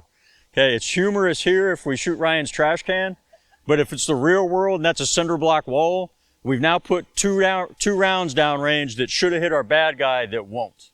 Okay? The other thing you want to do, if you're using a high ready, we don't want our hands in front of our face. High ready is down here where you're looking out over the top of your front sight, okay? Over top of the gun. We don't want to ever do anything that occludes our vision right in front of our face, okay?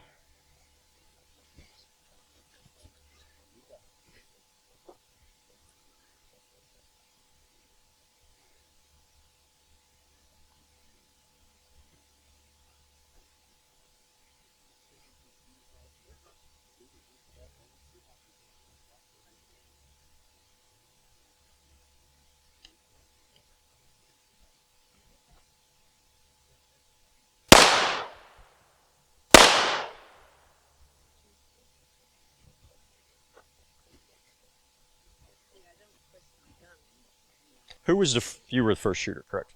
Okay. So we're going to stop there, and I'm going to rebrief.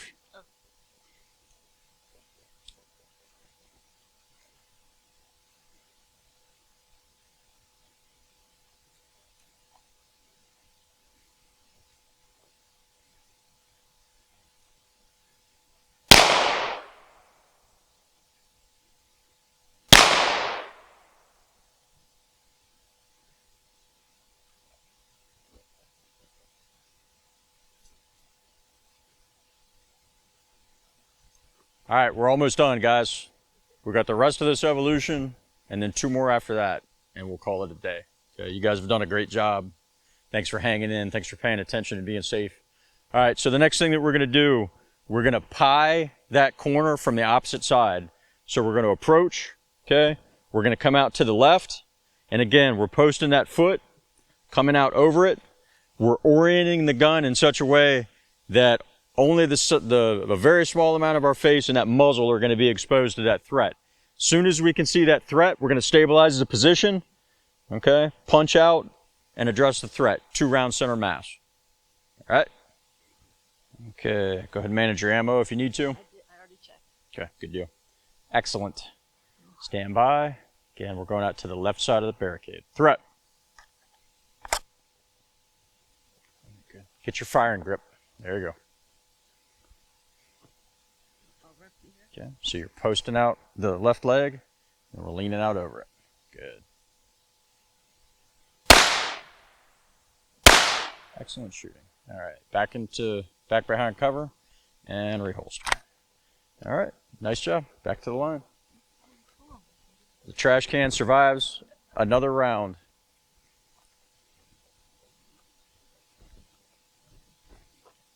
You were first this time, right?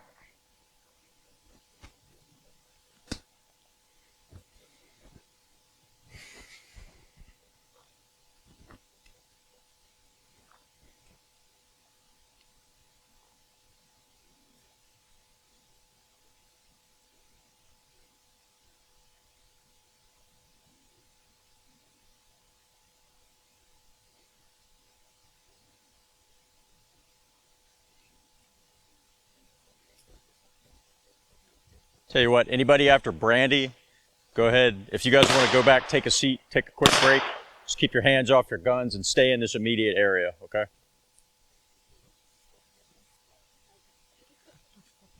All right, Rose. Let them get around the turn. They're going to walk an extra mile before they turn. You know, I need to swap names. Let's give you a little extra mental preparation. All right, go ahead and manage your ammo if you need to.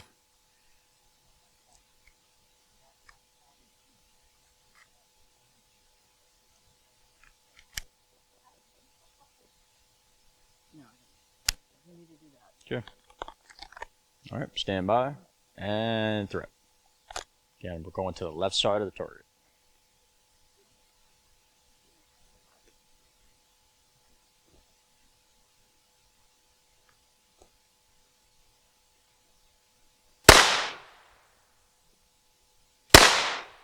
Excellent. And back to the holster. Good job. I had no idea. I felt like I hit the bag. That's fine. I did hit the bag. So the wind's going this way. It's fine. All right, go ahead, hook around. We are done for the day, okay? So, again, like we did yesterday, I want to give the property owners a real quick round of applause for allowing us to be here on their beautiful property. I want to give Ryan a quick round of applause for being nice enough to host me out here and bring all you guys into play, okay? Likewise, every one of you today, okay? I just want to reemphasize this point. When I talked about it on the first day about how you're not competing with each other, you're competing against who you were 5 minutes ago, okay, or yesterday, okay? And everybody who walked out here yesterday morning made a marked improvement from where they began, okay? I can absolutely tell you that, and it's the God's honest truth, okay? So give yourselves a round of applause for that, okay? Again, I know Ryan and I both appreciate the level of attention you guys brought to this, how safe everybody was, and of course we appreciate you spending your time, ammunition, and money with us, okay? We hope it was a worthwhile investment for you, okay? Like I said, you guys can always reach out to me. Everybody's got my phone number now, my social media and my email. Okay. So if you have questions, you process all this information, you want to know something else, or you want to set up more training with either Ryan or I here in Maryland or elsewhere, give us a call, shoot us an email, we'll work something out. Okay. So, okay, I know you guys are dying to know who won the competition, right? Okay. All right, Rose, come on up here. Number 1. No way. Yeah, 3403. Yep, right, 3403. So Rose had one of those runs that was a combination of both speed and accuracy. She got a lot of good hits, and she did it in a reasonable amount of time. The penalties she accessed were minimal, and that put her where she needed to be. Okay, Brandy. Okay, you didn't quite defend your championship, but you still got the silver medal. Okay, 3893. Another one, combination of speed and accuracy. Okay. And then finally, Aaron, you got the next best time at 4163. So give yourself a round there. Okay. And honestly, the rest of the pack was super tight. Okay. Pretty much everybody else was right there in that 40 to low 50 range. So you guys were super competitive with each other and everybody performed. Okay. A lot of you guys got what I would call combat effective hits that just weren't within the scoring zone per the rules that I set. Okay. A couple little strategic points on the way that I set this up. I set this up to be a tough course of fire and to not have anybody go through and ace it or blaze through it. Okay. There's a lot of very restricted target zones because I wanted to get you guys thinking about, oh crap, how am I going to avoid hitting that hostage while I effectively engage the threat? And how am I going to strategize in such a way to do it in the most time efficient way possible? Okay, the other thing that we wanted to think about this was exposures, particularly that middle target. If I elected to shoot that first target from the far side of the box through the head, chances are I was going to hit the hostage on the opposite side, right? So I had to open that angle up, but I also have to be cognizant of what I'm exposing myself to. Okay, this whole game is all about seconds, inches, and angles. Okay, and you guys did a phenomenal job of navigating that. So let's go ahead and we'll just get up here between these two cones. We'll get everybody cleared out.